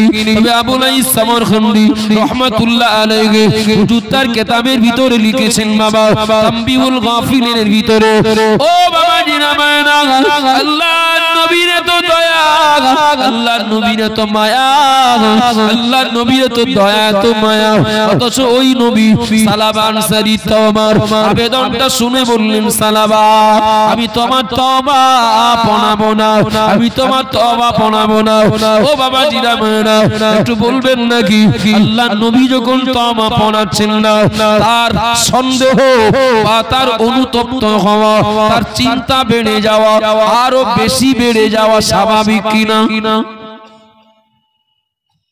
হযরত আবু বকর সিদ্দিক তওবা পড়ালেন না, ওমর হুজুর পড়ালেন না, আলী পড়ালেন না, আল্লাহর নবীও তওবা পড়াবেন না বলে দিলেন। ওই সাহাবা এতটা ভেঙে গেলেন, এতটা মানসিক দিক থেকে মর্মাহত হয়ে গেলেন। আল্লাহর নবী যখন আমার তওবা পড়াচ্ছেন না, আমার আর বুঝতে বাকি নাই আমি কত বড় আসামি, আমি কত বড় অপরাধী। সালাবা আনসারীর সঙ্গে তার মেয়েটা ছিল, সালাবা মেয়েটাকে বললেন, আমার মেয়ে, ও আমার কলিজার টুকরি মেয়ে, আমি তোমার আব্বা, আমি বাড়ি থাকবো না, লোকালয়ে জীবন কাটাবো না, যে জায়গায় আমি ছিলাম ওই জায়গায় আমি আবার ফিরে যাব, যেখানে ছিলাম ওখানে আবার চলে যাব। যদি কোনোদিন ক্ষমা পায় তাহলে ফিরে আসবো, আর ক্ষমা যদি না পায় আমার এই চেহারা লোকালয়ে আমি দেখাবো না। ও বাবা জিরামানা, এটা আমাদের সবার জানা, এটা আমাদের সবারই জানা, বাপের প্রতি ছেলের তুলনায় মেয়ের ভক্তি একটু বেশি। কথা বলেন ঠিক না ভুল? আব্বার প্রতি ছেলের তুলনায় মেয়ের দরদ বেশি। মেয়েটাকে যখন সালাবা বললেন চলে যাচ্ছে আমি আবার ওই জায়গায়, তখন মেয়েটা বলছে, আব্বা চলে তো যাবেন, যাওয়ার আগে আমার একটা কথা শুনে যান, আমার একটা কথা শুনে যান। কি কথা? স্বাভাবিক মেয়েটা একটু কাঁদবে, একটু অনুনয় বিনয় করে বাপকে আটকাবে, এইরকম কিছু তো হওয়ার কথা। অবাক হয়ে যাবে, এ মেয়ে আলাদা মেয়ে, এ মেয়ে আলাদা মেয়ে। সালাবা আনসারী মেয়ে সালাবাকে বলছে, আব্বা আমি আপনার সঙ্গে নবীর সাহাবা কয়েকজনের কাছে গিয়েছি, আমি আপনার সঙ্গে আল্লাহর নবীর কাছে গিয়েছি। ও আমার আব্বা জান, আমি ছোট্ট মানুষ হলে বুঝতে পেরেছি আল্লাহর নবী এবং তার সাহাবীরা আপনার প্রতি খুশি না, আমার আল্লাহর নবী এবং তার সাহাবারা আপনার প্রতি সন্তুষ্ট না। আব্বা জান আমি বুঝতে পেরেছি, এই জন্য আপনাকে দাঁড় দাঁড় করিয়েছি, দাঁড়াতে বলেছি, ও আমার আব্বা, নবী যেমন আপনার প্রতি খুশি না, সাহাবারা যেমন আপনার প্রতি খুশি না, আমি আপনার মেয়ে আজ আপনাকে জানিয়ে দিচ্ছি, যার প্রতি নবী নবী সাহাবারা খুশি না, আমি আজ থেকে তাকে আব্বা বলে ডাকবো না। কিছু বোঝা যাচ্ছে? নবী নবী সাহাবারা যার প্রতি খুশি না, আজ থেকে আমি তারা আব্বা বলে ডাকবো না।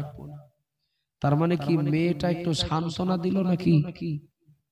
একটু কথা বলেন না, সান্ত্বনা দিল না যন্ত্রণা বাড়িয়ে দিল? আচ্ছা একটু বলবেন, চোখের সামনে বাপ দেখতে পাচ্ছেন ছেলেটা পথভ্রষ্ট, চোখের সামনে বাপ দেখতে পাচ্ছেন ছেলেটা পথভ্রষ্ট, বাপ দেখতে পাচ্ছেন মেয়েটা পথভ্রষ্ট, সন্তান দেখতে পাচ্ছে বাপ বাপের চলাফেরা ইসলাম বিরোধী, ভাই দেখতে পাচ্ছে তার ভাই ইসলাম বিরোধী পথে জীবন কাটাচ্ছে। আমরা কোনোদিন এত কঠোরতা দেখাইনি যতটা কঠোরতা নিজেদের ব্যক্তি স্বার্থে দেখাই। একটু কথা বলেন না বাবা।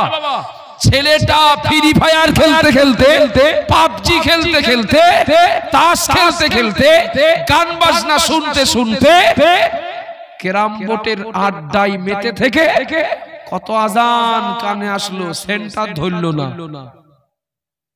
কি আসর কি মাগরিব কি এশা কোনো গুরুত্ব নেই, কিন্তু এরপরেও ওই ছেলেটা বাপের কাছে সোনার চান ছেলে, কারণ হলো ও সপ্তাহে সপ্তাহে ৫,০০০ করে টাকা দেয়।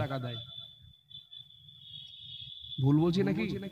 ও সপ্তাহে সপ্তাহে ৩-৪ হাজার করে টাকা দেয়, ও সোনার চান ছেলে, নামাজ পড়ে না তাই কি, দাঁড়িয়ে পেশাব করে তাই কি, কিছু মনে নেন না। মেয়ে বলছে আব্বা আপনাকে আমি আর আব্বা বলে ডাকবো না।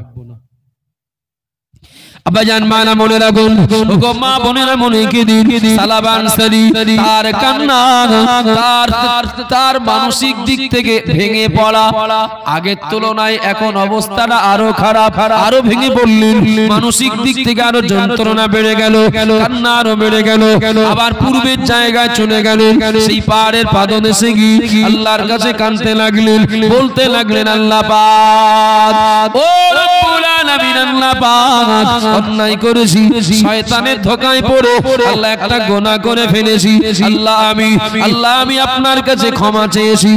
হযরত আবু বকর সিদ্দিক হুজুর সহ কয়েকজন সাহাবার কাছে তওবা করতে গেছি, আল্লাহ নবীর কাছে তওবা করতে গেছি, ও রব্বুল আলামিন আল্লাহ কেউ আমার তওবা পড়ালেন না, আল্লাহ পাক আমি আপনার বান্দা, আপনার কাছে আত্মসমর্পণ করছি, আল্লাহ আমি আপনার বান্দা, আপনার কাছে আত্মসমর্পণ করছি, আল্লাহ ক্ষমা যদি না করে দেন আল্লাহ জাহান্নামের আগুন আমার পক্ষে মেনে নেওয়া সম্ভব নয়, সহ্য করা সম্ভব নয়, আল্লাহ আপনি গফুর, আপনি গফফার, আল্লাহ আপনি আমাকে ক্ষমা করে দিন, আপনি যদি ফিরিয়ে দেন, আপনি যদি তাড়িয়ে দেন, আল্লাহ আমার যাওয়ার কোনো জায়গা নাই।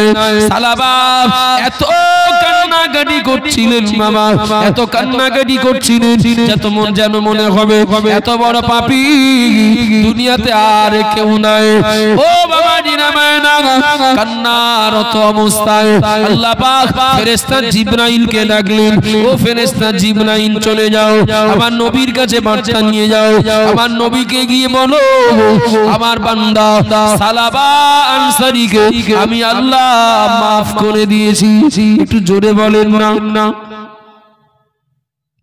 ও জিবরাইল চলে যাও, আমার নবীকে গিয়ে বলো আমার বান্দা সালামাকে মাফ করে দিয়েছি, শুধু মাফ করেছি তাই না, আমার নবীকে গিয়ে বলো আমার নবী যেন সাহাবাদের কাউকে পাঠিয়ে দিয়ে সালামাকে লোকালয়ে ফিরিয়ে নিয়ে আসেন, একা একা আর কান্নাকাটি না করেন।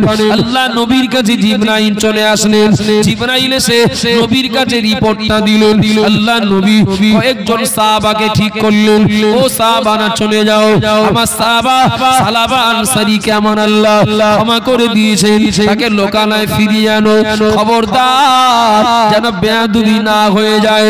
আমার আল্লাহ সালাবাকে কিন্তু maaf করে দিয়েছে। আল্লাহর নবীর নির্দেশে কয়েকজন সাহাবা রেডি হয়ে গেলেন, কয়েকজন সাহাবা সালাবাকে আনার জন্য সেই পাহাড়ি রাস্তায় চলতে শুরু করলেন।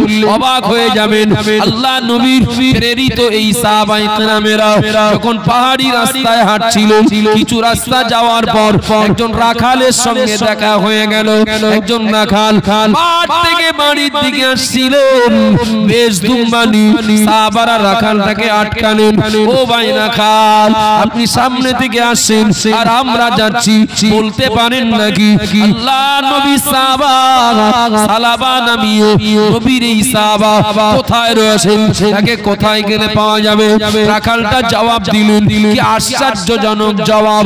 ও আল্লাহর নবী সাহাবারা, কে সালাবা চিনি না, কে সালাবা জানি না, তবে এমন কাউকে খুঁজছেন নাকি, এমন কাউকে খুঁজছেন নাকি যিনি জাহান্নাম থেকে পালিয়েছেন? সাহাবারা চমকে উঠলেন, এ কি জবাব, এ কি উত্তর রাখাল দিয়েছেন? সাহাবায়ে কেরামেরা বললেন, আপনি এমন জবাব দিলেন কেন?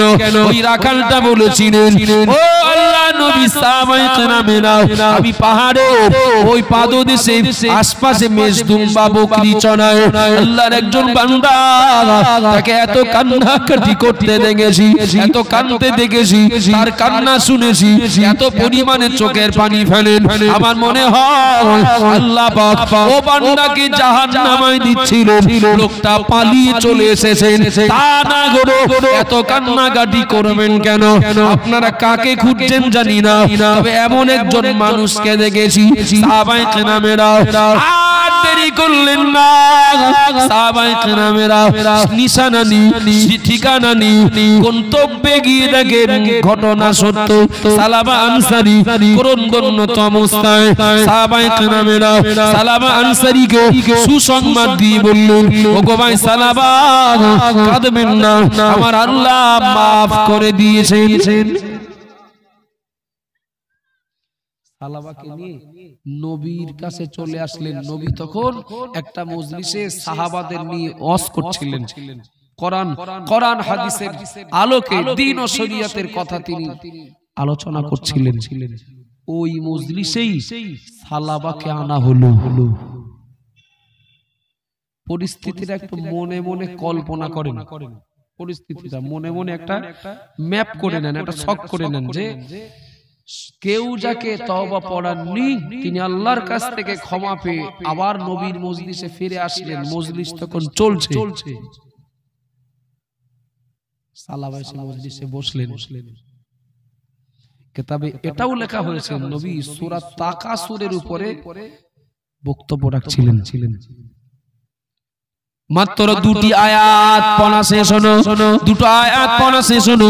এই দুটো আয়াতের আলোচনা শেষ হতেই, শেষ হওয়ার আগেই ওই মজলিসে সালাবার ইন্তেকাল হয়ে গেল। মজলিসে থাকাকালীন সালাবার ইন্তেকাল হয়ে গেল। ও বাবাজিরা মায়েরা, সালাবা আনসারী মজলিসে ইন্তেকাল করলেন। সাহাবায়ে কেরামেরা তারা বিরাট কান্নাকাটি করতে লাগলেন। সাহাবায়ে কেরামদের বিরাট এই দৃশ্যটা এই মুহূর্তটা তাদের খুব কষ্ট দিল। সাহাবারা কাঁদতে লাগলেন। আল্লাহর নবী বুঝতে পারলেন আমার সাহাবারা এত কাঁদেন কেন, এত কান্নাকাটি করেন কেন।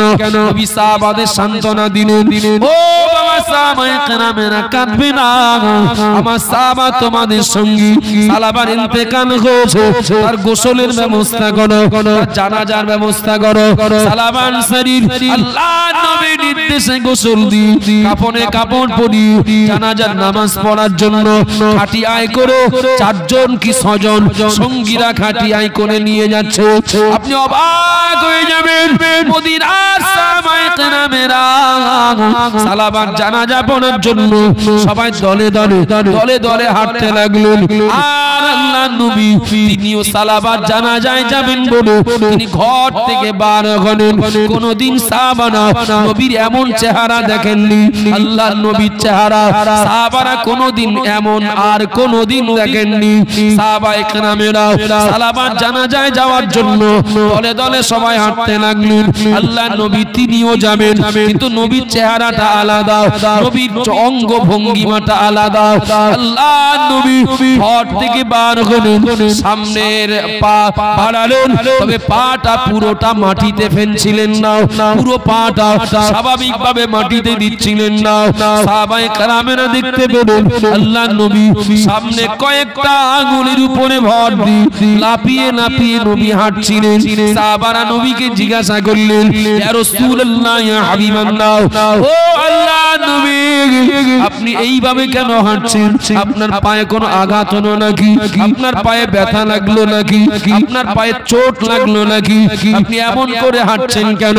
আল্লাহর নবী জবাব দিয়েছিলেন, ও বাবা সাহাবায়ে কেরামেরা, তোমরা হয়তো দেখতে পাচ্ছ না, আমি মুহাম্মদুর রাসূলুল্লাহ, আমি দেখতে পাচ্ছি, আমি দেখতে পাচ্ছি আমার সাহাবা সালাবা আনসারী একটা গুনাহ করার জন্য, একটা অপরাধ করার জন্য, একটা ভুল অনিচ্ছাকৃতভাবে করার জন্য আমার সাহাবা সালাবা আনসারী এত পরিমাণে কান্নাকাটি করেছে ক্ষমা পাওয়ার জন্য, আল্লাহর কাছ থেকে মাফ পাওয়ার জন্য এত কান্নাকাটি করেছে।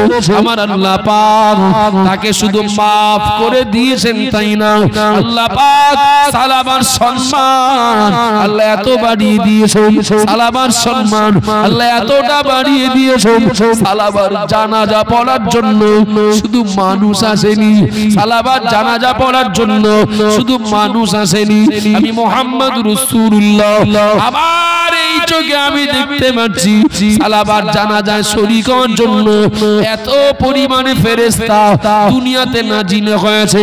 আমি মুহাম্মদ রাসূলুল্লাহ আমার পা স্বাভাবিকভাবে মাটিতে ফেলবো এমন খালি জায়গা খুঁজে পাচ্ছি না। একটু জোরে বলেন না। দুনিয়ার আইন আদালত, দুনিয়ার প্রশাসন, তারা আসামিদেরকে খুঁজে বেড়ান, শাস্তি দেবেন তাই। আল্লাহ আসামিদেরকে অপেক্ষায় থাকেন, মাফ করে দেবেন তাই। একটু সুবহানাল্লাহ বলেন, একটু মহব্বত করে বলেন না।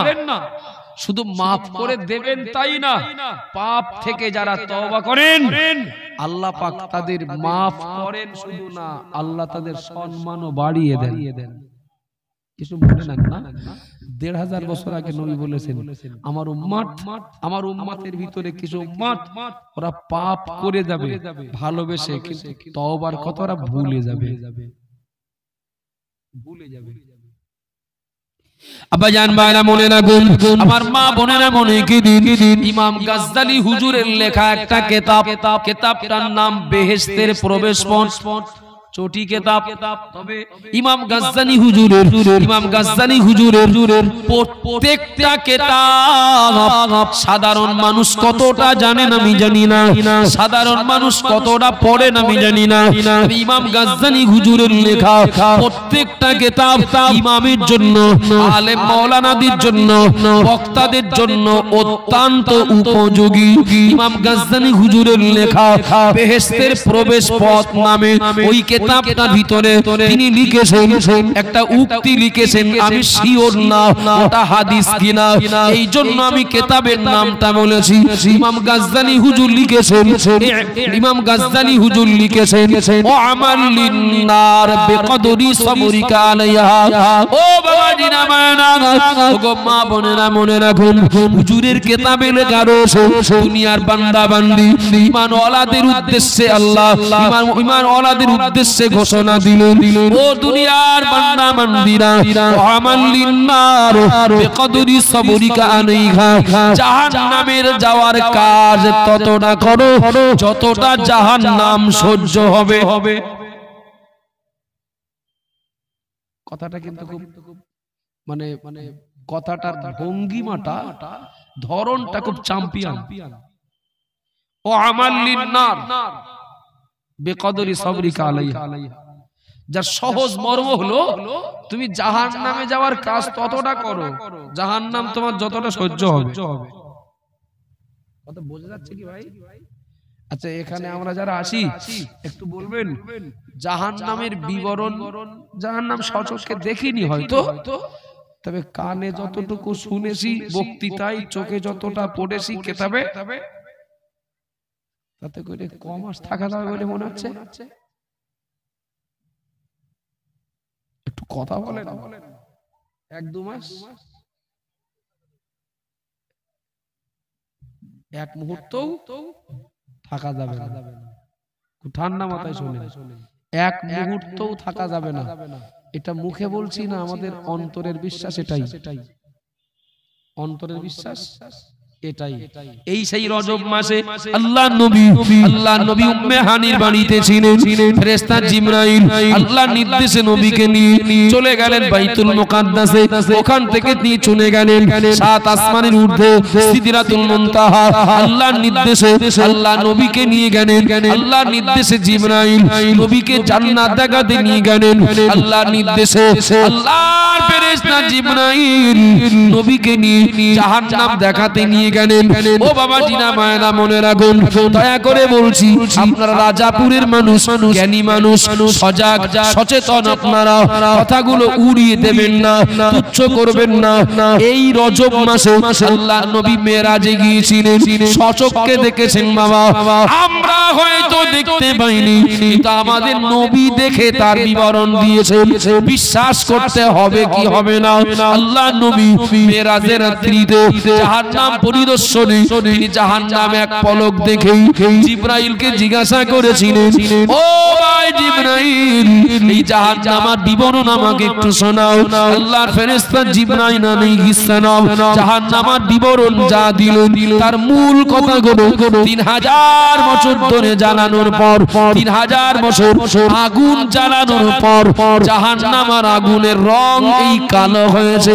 এতটা কালো, এতটা অন্ধকারের মতো, মুখোমুখি দুজন যদি সামনাসামনি থাকে, একজন আর একজনকে দেখতে পাবে না। ও বাবা জিনা মায়েরা, ও আমাল লিন্নার বিকদরি সবরিকা আলাইহা, এই কথাটার প্রসঙ্গে আমি জাহান্নামের আগুনের ছোট্ট বিবরণ দিয়েছি। আল্লাহর নবী নিজে সচক্ষে দেখেছিলেন জাহান্নামের আগুন এত কালো, জাহান্নামের আগুনের রং এতটা অন্ধকারের ন্যায়। মুখোমুখি দুজন যদি থাকেন, একজন আর একজনকে দেখতে পাবেন না। ওই আগুন গরো 3000 বছর ধরে জ্বালানো আগুন। আমি যদি একটা ওই টেমি বলি আর হারকেন বলি আর মোমবাতি বলি, আমি এই স্টেজে জ্বালাবো, ধরে নেন, এটা মোমবাতি হোক কি একটা হারকেন হোক কি একটা কাঠ হোক, ধরিয়ে দিলাম, দিয়ে মজলিসে শ্রোতাদেরকে, শ্রোতা মজলিসে থাকেন যারা, কি রাস্তায় যারাই থাকেন, ঘোষণা দিলাম, দেখেন অনেক রকম তো পুরস্কার জেতার প্রতিযোগিতা হয়। তো এই যে আগুনটা জ্বালানো হয়েছে স্টেজে, এই আগুনে কেউ যদি 1 মিনিট হাত দেয় 10,000 টাকা পুরস্কার। কেউ হাত দেবে? একটু 2-1,000 টাকা বাড়িয়ে দিলে হাত দেবে? একটু কথা বলেন না বাবা। 1 মিনিট হাত দিলে 20,000। ওই যে কাঠ ধরানো আগুনে, হারিকেনের আগুনে, মোমবাতির আগুনে 1 মিনিট হাত দিলে 20,000 টাকা। তো একটু টাকার লোভে কেউ হাত দেবে না কেন? ছোট বাচ্চাটাও জানে ওতে হাত দিলে যা হবে, সে ওরকম 20,000 কত খরচ হবে, তাও আমার হাত আগের মতো হবে না, তাও আমার পা আগের মতো হবে না, তাও আমার অঙ্গটা আগের মতো হবে না। কথা বলেন ঠিক না ভুল? বাবা 20,000 টাকার লোভে, 20,000 টাকার লোভে ওই আগুনে হাত দেব কথাটা ভুলে যাবেন না, জানো, মনে রাখতে হবে। 20,000 টাকার লোভে আগুনে হাত দেব না। আব্বাজান ভাইরা মনে রাখুন, আমি অপরাধ করেছি, পুলিশ আমাকে তুলে নিয়ে থানায় চলে গেছে। থানায় যাওয়ার পর কোর্টে আমাকে চালান দেওয়ার আগে ওসি বলছেন দেখো তোমাকে তোমাকে আমি তোমাকে জেল খাটাবো না, জেলবন্দি করবো না, কোর্টে চালান করবো না। থানার ওসি আমাকে বললেন কিংবা থানার ওসি ওই আসামিকে বললেন দেখো আমি একটা আগুন জ্বালাবো, আগুন একটা কাঠ ধরিয়ে দেব, ওই আগুনে যদি তুমি 1 মিনিট হাত দিয়ে রাখো তাহলে তোমার আর জেলে যেতে হবে না, হয় 1 মিনিট আগুনে হাত দিতে হবে, না হয় 10 দিন জেল খাটতে হবে। আসামি কোনটা বেছে নেবেন? কথা বলেন, কথা বলেন। 1 মিনিট আগুনে হাত দিলে এক্ষুনি ছুটি, বাড়ি যেতে পারি, আর নয় 10 দিন জেল কাটতে হবে। কোনটা নেবে আসামি? জেল কাটবে। এখন যদি এটা আসামির পক্ষে মেনে নেওয়া কষ্টকর হয়, সেকেন্ড অপশন হয় তোমাকে আগুনে 1 মিনিট হাত দিতে হবে, না হয় 20,000 টাকা জরিমানা দিতে হবে। আসামি কোনটা নেবে? তাড়াতাড়ি বলেন একটু। হ্যাঁ, 20,000 টাকা জরিমানা দেবে কিন্তু আগুনে হাত দেবে না। তৃতীয় অপশন থানার ওসি বলবেন হয় এই আগুনে 1 মিনিট হাত দিতে হবে, আর না হয় 1 মাস এই থানায় গোলামি করতে হবে, মানে একেবারে সেই থালা বাসন মাজার থেকে ধরে রান্না করার থেকে ধরে আর ওই ঝাড়ু দেওয়ার থেকে ধরে 1 মাস থানায় কর্মচারী হয়ে থাকতে হবে। 1 মিনিট আগুনে হাত দিলে এক্ষুনি ছুটি, আর যদি হাতটা না দাও তাহলে তোমার জন্য তৃতীয় অপশন 1 মাস এই থানায় তোমার চাকর হিসেবে থাকতে হবে। কোনটা নেবে মনে হয়? সজ্ঞানে বলছেন নাকি? 1 মিনিটের জন্য আগুনে হাত দেব না। ও আসামি যদি আমিও হই, ও আসামি যদি আপনিও হন, 1 মিনিটের জন্য আগুনে হাত দেব না, বিনিময়ে জেল খাটতে রাজি। কথা বলেন, বিনিময়ে জেল খাটতে রাজি। 1 মিনিট আগুনে হাত দেব না, বিনিময়ে 20,000 টাকা দিতে রাজি। 1 মিনিট আগুনে হাত দেব না, বিনিময়ে 1 মাস থানায় চাকর হিসেবে থাকতে রাজি। ভালো বুঝলাম যে বাবা, ভাই মা বোন, এই ওসি কাঠ ধরিয়ে যে আগুনটা তৈরি করলেন ওর তুলনায় জাহান্নামের আগুনটা কি আর একটু কষ্টের না? আবাজান ভাইরা মনে রাখুন, মা বোনেরা মনে রাখুন, দুনিয়ার আগুন থেকে 1 মিনিটের জন্য আমার হাতটাকে বাঁচাতে যদি আমি টাকা থেকে মুখ ফিরিয়ে নেই, দুনিয়ার আগুন থেকে 1 মিনিটের জন্য আমার হাতটাকে বাঁচানোর জন্য যদি আমি টাকা থেকে মুখ ফিরিয়ে নেই, টাকা লাগবে না, আমার আগুন থেকে বাঁচতে হবে। কথা বলেন ঠিক না ভুল? 1 মিনিট দুনিয়ার ওই আগুন থেকে আমার একটা হাত বাঁচানোর জন্য যদি আমি জেল বন্দী হওয়াটাও মেনে নেই, 1 মিনিটের জন্য দুনিয়ার আগুনে পোড়া থেকে বাঁচার জন্য আমি যদি ওসির নির্দেশ অনুযায়ী থানায় 1 মাস চাকর হয়ে থাকতে যদি রাজি হই, ও বাবাজি না মায়েরা, থানার ওসির দ্বারা, থানার ওসির দিয়ে তার মাধ্যমে তিনি যে আগুনটা তৈরি করলেন ওর তুলনায় জাহান্নামের আগুনটা তো অনেক কঠিন, অনেক কষ্টদায়ক। একটু বলবেন নাকি বাবা, ওই জাহান্নামের আগুন থেকে আমার একটা আঙুল নয়, আমার একটা হাত নয়, আমার একটা পা নয়, ওই জাহান্নামের আগুন থেকে আমার গোটা দেহটাকে বাঁচানোর জন্য আমার টাকা থেকে, টাকা মায়া থেকে অনেক সময় মুখ ফিরিয়ে নিতে হবে, অনেক টাকা থেকে মুখ ফেরাতে হবে, অনেক সুবিধা থেকে মুখ ফেরাতে হবে, অনেক লোভ থেকে মুখ ফেরাতে হবে, কষ্ট হলেও বন্দি জীবন আমার মেনে নিতে হবে। জাহান্নামের আগুন থেকে আমার পুরো দেহটাকে বাঁচানোর স্বার্থে মহান আল্লাহ মালিক তিনি যদি আমার গোলামি করতে বলেন, সেটাও তো মেনে নেওয়াটাই বুদ্ধিমানের কাজ। একটু কথা বলেন না। থানার ওসির নির্দেশে 1 মাস তার গোলাম হয়ে থাকতে রাজি, জাহান্নাম থেকে বাঁচতে আল্লাহর গোলামি মেনে নেওয়া যাবে না? একটু কথা বলে, সোজা কথা, কারোর জন্য চাপ না, জুলুম না, কারোর জন্য অন্যায় কোনো পেশাব না। যদি মনে করো জাহান্নামে যাওয়ার কাজ করবা ততটা করো, সহ্য যতটা হবে। যদি মন বলে, যদি বিবেক বলে যে একদিনও আমি জাহান্নামে থাকতে পারবো না, একটু মন দেন, একদিনও আমি জাহান্নামে থাকতে পারবো না, তাহলে জাহান্নামে যাওয়ার কাজ একদিনও করা, কথা বলেন, জাহান্নামে যাওয়ার কাজ একদিনও করা যাবে না। আর যদি করে ফেলি তাহলে আমাকে আল্লাহর কাছে ক্ষমা চেয়ে তওবা করে ওর থেকে আমার পরিষ্কার হতে হবে, পবিত্র হতে হবে। বিশ্বাস করুন, একজন মানুষ অল্প অপরাধ করেও জাহান্নামের আগুনে পুড়বে, লোকটা যদি ক্ষমা না পেয়ে মরে। আমি কি বোঝাতে পারছি নাকি? একজন মানুষ অল্প অপরাধ করেও জাহান্নামের আগুনে পুড়বে, ওই পাপ থেকে যদি ক্ষমা না পেয়ে মরে। আবার অনেক পাপ করেও লোকটা জাহান্নাম থেকে বাঁচবে, লোকটা যদি ক্ষমা পেয়ে মরে। আমার কথা বোঝা যাচ্ছে নাকি? জান্নাত পবিত্র জায়গা না অপবিত্র? একটু কথা বলে। জান্নাত পবিত্র জায়গা তো, আচ্ছা জান্নাত যদি পবিত্র জায়গা আমরা স্বীকারই করি, তাহলে পবিত্র জায়গায় অপবিত্র কেউ জায়গা পাবে? একটু কথা বলেন। পবিত্র জায়গায় অপবিত্র কেউ জায়গা পাবে না তো। গোনাটা তো অপবিত্র, পাপটা তো অপবিত্র। হ্যাঁ, কিছু মনে নিলে হয় না বাবা। দেখবেন জামা কাপড় পরিষ্কার করার সিস্টেম দেখেছেন? জামা কাপড় পরিষ্কার করা, কোন কাপড় দেখবেন প্লেন পুকুরে যে ধুয়ে নিয়ে চলে আসে, কিছু কাপড় দেখবেন ওই পাত্রে পানি দিয়ে সার্ফ বা সোডা কি কেমিক্যাল গুলে কিছু সময় ভিজিয়ে রেখে চটকা চটকি করে তারপরে ধুয়ে আনে। আর কিছু কিছু কাপড় দেখেছেন আগে পানি গরম করে নাই, দেখেছেন না? দেখেননি?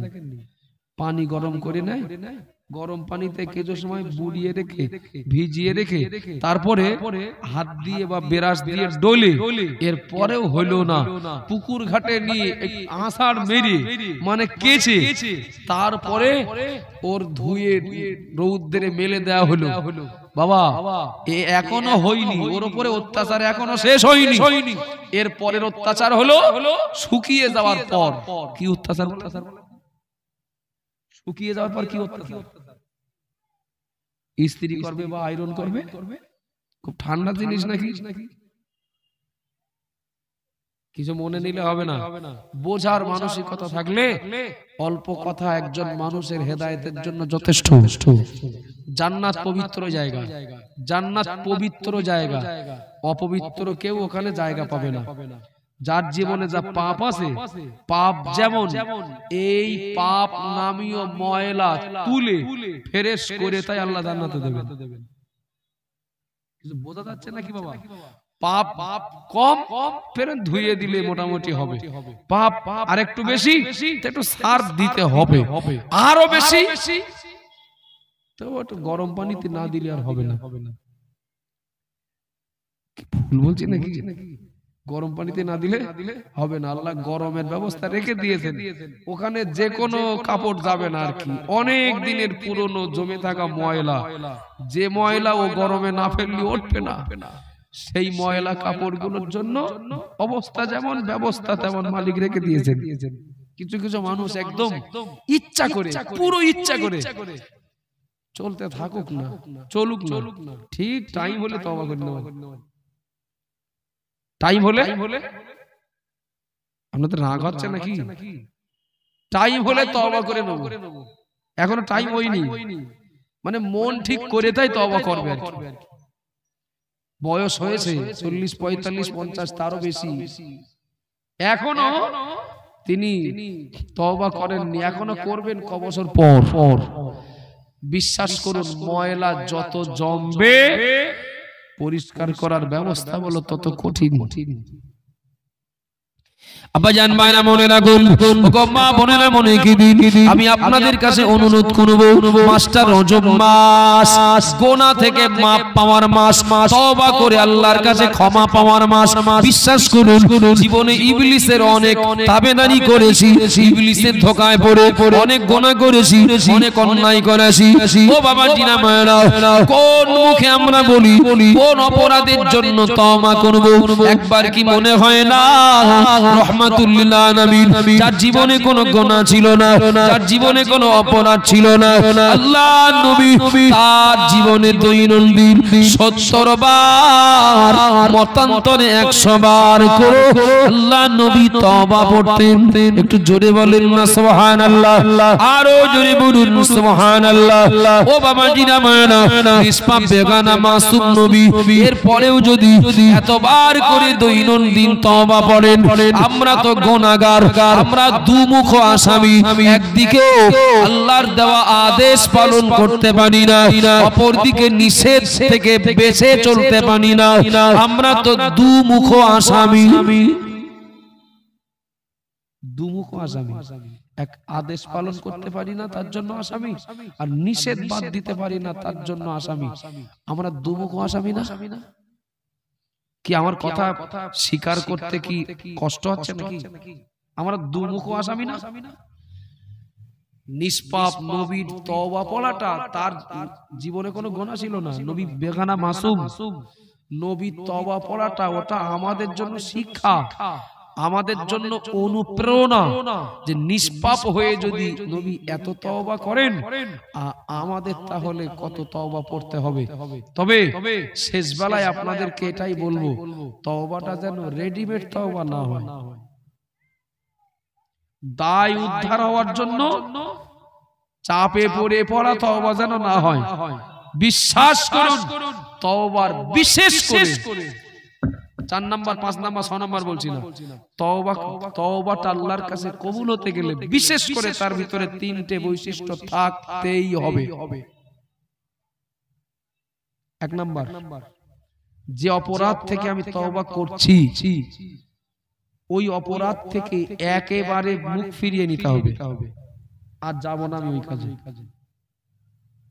কথা বলেন, যে অন্যায় থেকে আমি তওবা করছি, ওই অন্যায় জীবনে আমি আর করব না, একেবারে ওর থেকে ফিরে আসতে হবে। 2 নাম্বার, করে ফেলেছি যা, তার প্রতি অনুতপ্ত হতে হবে, আল্লাহর কাছে ক্ষমা চাইতে হবে, আল্লাহর কাছে কাঁদতে হবে। 3 নাম্বার, আগামী দিনে আল্লাহ যতদিন বাঁচিয়ে রাখবেন ভালো কাজ করব এর নিয়াত করতে হবে। এই 3টে কমপক্ষে, এই 3টে শর্ত যদি, এই 3টে বৈশিষ্ট্য যদি তওবার ভিতরে না থাকে, ও তওবা করে ক্ষমা তো পাওয়া যাওয়া দূরের কথা, আরো উল্টে পাপ জড়ানোর ভয় আছে। কথা বলেন, পাপ জড়ানোর ভয় আছে। যতবার আল্লাহর কাছে তওবা করি, আজও শেষ বক্তা যিনি, জানি না তওবা পড়াবেন কিনা, তো প্রায় মজলিসে তো তওবা পড়ানো হয়, ইমাম সাহেব পড়ান, স্টেজে বক্তা পড়ান, পীর সাহেব মুরিদদেরকে তওবা পড়ান। জানে কজন কি বলছি, কি পড়ছি, আমার এরপরে করণীয় কি? কি আপনাদের রাগ হচ্ছে নাকি? যে অপরাধ থেকে তওবা করলাম একাধিকবার, তওবার মজলিস থেকে উঠে ফের সেই অপরাধ আবার হবে না, এর থেকে মাফ হবে না। পাহাড় পরিমাণ অপরাধী হোক, কিন্তু আল্লাহর কাছে তার তওবা যদি কবুল হয়, তওবাটা যদি হয় খালেস দিলে, সেই মনে করে দেখুন, একটা লোক 99টা খুন করেছে, কটা কথা বলে না, 99টা খুনিয়ে মজলিসে কেউ আসে? 99টা খুন করেছেন, এই মজলিসে কেউ আসেন? 99টা খুন করে এক ইহুদি পাদ্রীর কাছে, ইহুদি এক পাদ্রীর কাছে যে বলছেন, আমি তো 99টা খুন করেছি, তা আমারে অন্যায় কি মাফ হবে? সে পাদ্রী বলেছেন না, এই অন্যায় ক্ষমা হবে না। একটু আমাদের খেয়াল করেন না, 99টা খুন করে পাদ্রীর কাছে যে বলছেন, আমার অন্যায় কি ক্ষমা হবে? তা পাদ্রী বললেন, না, এই অন্যায় ক্ষমা হবে না। 99টা খুন করা লোকটা বলছেন ক্ষমা যখন হবে না তা আপনার আর রেখে লাভ, আপনার দিয়ে 100 পুড়িয়ে দেই, সে 5 দিনেরও খুন করবে। কটা হলো? 100 খুন তার দ্বারা হয়েছে। এবার একজন আলেমের কাছে চলে গেলেন, তাওরাতের একজন পণ্ডিত একজন আলেমের কাছে যেয়ে বললেন, হুজুর 100টা খুন করেছি, ক্ষমা হবে? ক্ষমার রাস্তা আছে? আলেম তাওরাতের ওই পণ্ডিত তিনি তার আক্রমণ থেকে, তার অত্যাচার থেকে বাঁচার জন্য নয়, তিনি আল্লাহর রহমত, দুনিয়ার পাপী বান্দাদের পাপের থেকে অনেক বেশি, এটা জেনে শুনেই বললেন হ্যাঁ ক্ষমা হবে, তবে ওর থেকে একেবারে ফিরে আসতে হবে ওই রাস্তা থেকে। একটু সুবহানাল্লাহ বলেন, একটু মোহাব্বত করে বলেন না। পাপের রাস্তা যদি একেবারে ছেড়ে দাও ক্ষমা হবে। ওই তাওরাতের পণ্ডিত ওই আলেম ঠিকানা দিলেন তওবার জন্য, বললেন ধরেন রাজাপুরে অমুক হুজুরের কাছে যাও। বাড়ি থেকে বার হলেন, রাজাপুরে যাবেন, কিন্তু গন্তব্যে পৌঁছানোর আগেই রাস্তায় লোকটা মারা গেলেন। বিষয়টা কিন্তু একটু মনে রাখলে আমাদের মানে তওবার প্রতি আন্তরিকতা, উদারতা বাড়বে। এখন লোকটা রাস্তায় মারা গেলেন, তওবা বলো তার করা হলো না। 2 ফেরেশতা এসে হাজির। এক ফেরেশতা এসেছে তার রূহটাকে ইল্লিনে নিয়ে যাবেন, আর এক ফেরেশতা এসে তারা রূহটাকে সিজ্জিনে নিয়ে যাবেন। তার মানে এক ফেরেশতা রূহটাকে জাহান্নামে নিয়ে যাবেন, এক ফেরেশতা জান্নাতে নিয়ে যাবেন। 2 দল ফেরেশতা এক জায়গায় এসে হাজির।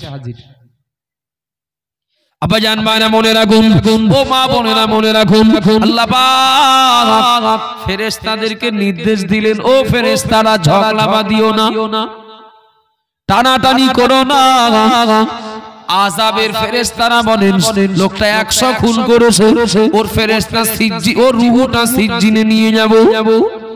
আর রহমতের ফেরেশতারা বলেন এ বান্দা যত বড় অপরাধী হোক না কেন, তো তওবা করার জন্যই তো বাড়ি থেকে বেরিয়েছিল, ও রূহটাকে ইল্লিনে নিয়ে যাব। একটু জোরে বলুন না সুবহানাল্লাহ, আর ও জোরে বলুন সুবহানাল্লাহ। 2 ফেরেশতাদের ভিতরে টানাটানি শুরু হলো। আমার আল্লাহ ফেরেশতাদেরকে বললেন, আমার ফেরেশতারা ঝগড়া বাঁধিও না, কথা কাটাকাটি করো না, লাশ ওই জায়গায় পড়ে থাক, জমি মাপো।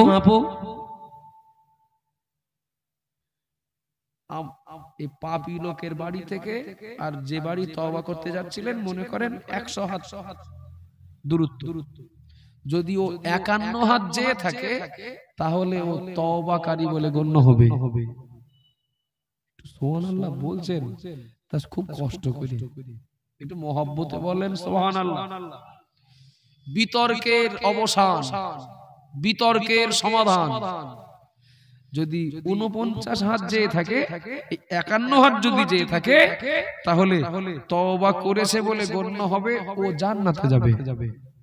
আর যদি 49 হাত হয় তাহলে এখনো পাপী আছে, তওবা করেনি বলে গণ্য হবে। আল্লাহ দয়াময় সেই তওবার দিকে রাস্তাটা শর্ট করে তার বাড়ির দিকে রাস্তার দূরত্ব বাড়িয়ে দিলেন। সুবহানাল্লাহ বলেন, একটু একটু মহব্বত করে বলেন। লোকটার রূহ ইল্লিনে জায়গা পেল, রহমতের ফেরেশতারা নিয়ে গেলেন। কিছু মনে নেন না বাবা, আন্তরিক ইচ্ছা যদি থাকে, মন থেকে যদি আমি তওবা করি, কোন হুজুরির কাছে তওবা যদি নাও পড়ি, মন থেকে যদি আমি ঠিক করে নেই না ও অন্যায় আর করব না, ছেড়ে দিয়েছি, যা করেছি তার প্রতি অনুতপ্ত, একা যদি তওবা করা হয় তাহলে ক্ষমা হবে। তবে সামাজিকতা বজায় রাখতে গিয়ে কখনো কখনো প্রকাশ্যে তওবা পড়তে হয়। আব্বাজান বারা মনে রাখুন, মা বোনেরা মনে রাখুন, আল্লাহ নবী মুহাম্মদ রাসূলুল্লাহ সাল্লাল্লাহু আলাইহি ওয়াসাল্লাম নবী আমার আজ থেকে ১৫০০ বছর আগে বলেছেন, আমার উম্মত উম্মতিদের ভিতরে কিছু উম্মত উম্মতিকে পাওয়া যাবে, এমন একটা সময় চলে আসবে, ওই সময় ওই জামানায় আমার উম্মত আমার উম্মতি ইউহিব্বুনাদ দুনিয়া ওয়া ইয়ানসাউনাল আখিরাহ, ওরা দুনিয়াকে ভালোবাসবে আর আখিরাতটাকে ওরা ভুলে যাবে। দুনিয়াতে শরীর খারাপ হয়েছে, শরীর খারাপ হয়েছে, এ ডাক্তার বাড়ি হলো না, আর এক ডাক্তার বাড়ি হলো না, এতটা রিপোর্ট করতে হবে, তাও রিপোর্ট পেয়ে বসিরহাটের ডাক্তার বললেন এ চিকিৎসা আমার এখানে হবে না, ওখান থেকে কলকাতায় সেও হলো না, ভেলোরে হয় না, হয় না, যাওয়া হয় না, হয় না। দুনিয়াতে ভালো থাকতে, দুনিয়াতে সুস্থ থাকতে কত টাকা খরচ করি, কোথায় না যায়, কত পরামর্শ আমরা বাস্তবে মেনে চলি। বিশ্বাস করুন, আখেরাতে আমার ভালো থাকতে হবে, এর জন্য আমার প্রস্তুতি তুলনামূলক অনেক কম। আমার যদি সুগার হয়, আমার যদি থাইরয়েড হয়, আমার যদি ক্যান্সার হয়, আমার যদি ম্যালেরিয়া হয়, আমার যদি ডেঙ্গু হয়, আমার দুনিয়ার জীবনটা কষ্ট হবে। বাবা, আমি যদি সুদ খাই, আমি যদি ঘুষ খাই, আমি যদি লটারি কাটি, আমি যদি মিথ্যা কথা বলি, আমি যদি পরের মাল আত্মসাৎ করি, আমি যদি ভাই বোনের ফারাজ ফাঁকি দেই, এই রোগগুলো তো আমার টেনে জাহান্নামে নিয়ে যাবে। একটু কথা বলেন না, দুনিয়ার দেহের রোগ আমি ধরেই নিলাম আমাকে মৃত্যু পর্যন্ত নিয়ে যাবে। এরপরেও বলছি আমি মরবো কবে, আল্লাহ দুনিয়ায় পাঠানোর আগে আল্লাহ মিয়াদ স্থির করে রেখেছেন। যত কঠিন রোগ হোক, মিয়াদ শেষ না হলে সে মরবে না। প্রত্যেকটা ইমানদারের এই বিশ্বাস থাকতেই হবে, যত কঠিন বিপদ হোক আল্লাহ আয়ু যতদিন রেখেছেন শেষ না হওয়া পর্যন্ত সে মরবে না। এরপরেও কোথায় না যায়, কোথায় না ছুটি, চিকিৎসার জন্য অনেকে জমি জায়গা বিক্রি করেন, নিজের ব্যবহারের, নিজের প্রয়োজনীয় এবং শখের গাড়িটাও বিক্রি করে দেন। রোগ থেকে বাঁচতে হবে, আমার ভালো থাকতে হবে। বাবা, আল্লাহ যেগুলো নিষেধ করেছেন সেগুলো পাঁজা করে রেখেছি, মানে কঠিন কঠিন রোগ পাঁজা করে রাখা। তো কথা বলেন না, সুদ এমন একটা রোগ, এ রোগের চিকিৎসা দুনিয়াতে যদি না হয় এ রোগ বলো জাহান্নামে নিয়ে যাবে, মৃত্যুর কোলে না, জাহান্নামে নিয়ে যাবে। কেউ যদি কারোর হক নষ্ট করে এ রোগ টেনে জাহান্নামে নিয়ে যাবে। কেউ যদি জেনাবে বিচার করে, কেউ যদি হারাম খায়, তওবা না করে, দুনিয়া থেকে শোধন না করে যদি মারা যায়, এই রোগ তো জাহান্নামে নিয়ে যাবে। কিছু মনে নেন না, দুনিয়াতে ভালো থাকতে যা করণীয় আমরা করি, ট্যাক্সি কার করি, ছুটে যাই, টাকা খরচ করি, কিন্তু আখেরাতে ভালো থাকতে আমার যা করণীয় সেই জায়গাটাই আপনি আমি অনেক উদাসীন কিনা। একটু কথা বলেন বাবা, উদাসীন না? ডাক্তার আমার বলেছেন তোমার যা সমস্যা 1 সপ্তাহের মধ্যে অপারেশনটা করলে কিন্তু ভালো হয়। আল্লাহকে সাক্ষী রেখে একটু বলেন দিন, ট্রেনে 10 দিন নিয়ে যাব না আরো 2 দিন আগে যাব? আমার কথা বুঝতে পারেন নাকি? ডাক্তার বলেছেন অবস্থাটা কিন্তু খুব ভালো নেই, 1 সপ্তাহের মধ্যে অপারেশন করলে ভালো হয়। আমি 1 সপ্তাহের জায়গায় ট্রেনে 10 দিন নিয়ে যাব না 1 সপ্তাহ আরো 2 দিন আগে যাওয়ার চেষ্টা করব? 2 দিন আগে, আরো 2 দিন আগে। ডাক্তার বাবু কালকে করা যাবে না? আজকে টাকা পয়সা নিয়ে আসি, কালকের মধ্যে আমি সব জোগাড় করে নিয়ে আসতে পারবো না। এই যে 3-4 দিনের ঔষধ দিয়েছি, অপারেশনের আগে এগুলো খেতে হয়, তো 1 সপ্তাহের মধ্যে করলে হবে। কিছু মনে নিলে হবে না বাবা। দুনিয়ার ডাক্তার আমাকে একটা ভয় দেখালেন, ভয় আপনার যে টিউমারটার কি, আপনার এই ক্যান্সারের কি আপনার শরীরের এই জায়গায় এই অংশের যে সমস্যা হয়েছে 1 সপ্তাহের মধ্যে কিন্তু সমাধান করতে হবে, তা না হলে খারাপ হতে পারে হবে শিওর না, কিন্তু হতে পারে। ডাক্তারের পিছন ছাড়ি না, ডাক্তার কবে করবেন এক্ষুনি করেন, আরো 2 দিন আগে করেন, আমি রেডি আছি, কিছু মনে নেন না বাবা।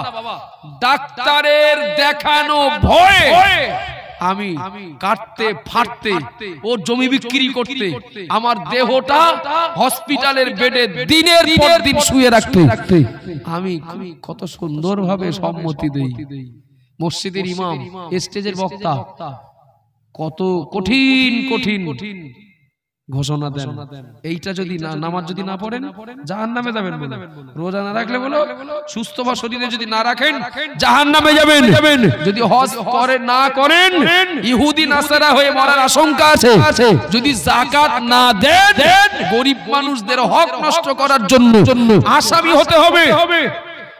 ডাক্তার ভয় দেখালেন, রোগ থেকে এক্ষুনি যদি এর বাঁচার চেষ্টা না করেন তাহলে কিন্তু মৃত্যু হতে পারে। আমরা ছুটে ডাক্তারের পরামর্শটা মানতে হেঁটে না দৌড়ে দৌড়ে আর মসজিদের ইমাম সাহেব স্টেজের বক্তা আমাকে কিছু রোগ দেখিয়ে দিলেন, কিছু রোগের ব্যাপারে সাবধান করলেন, এই রোগগুলো থেকে যদি না বাঁচেন তাহলে কিন্তু জাহান্নামে যাবেন। চাচার বয়স 45 বছর, বলে আর ক বছর জাগতে আবার দেখবেন,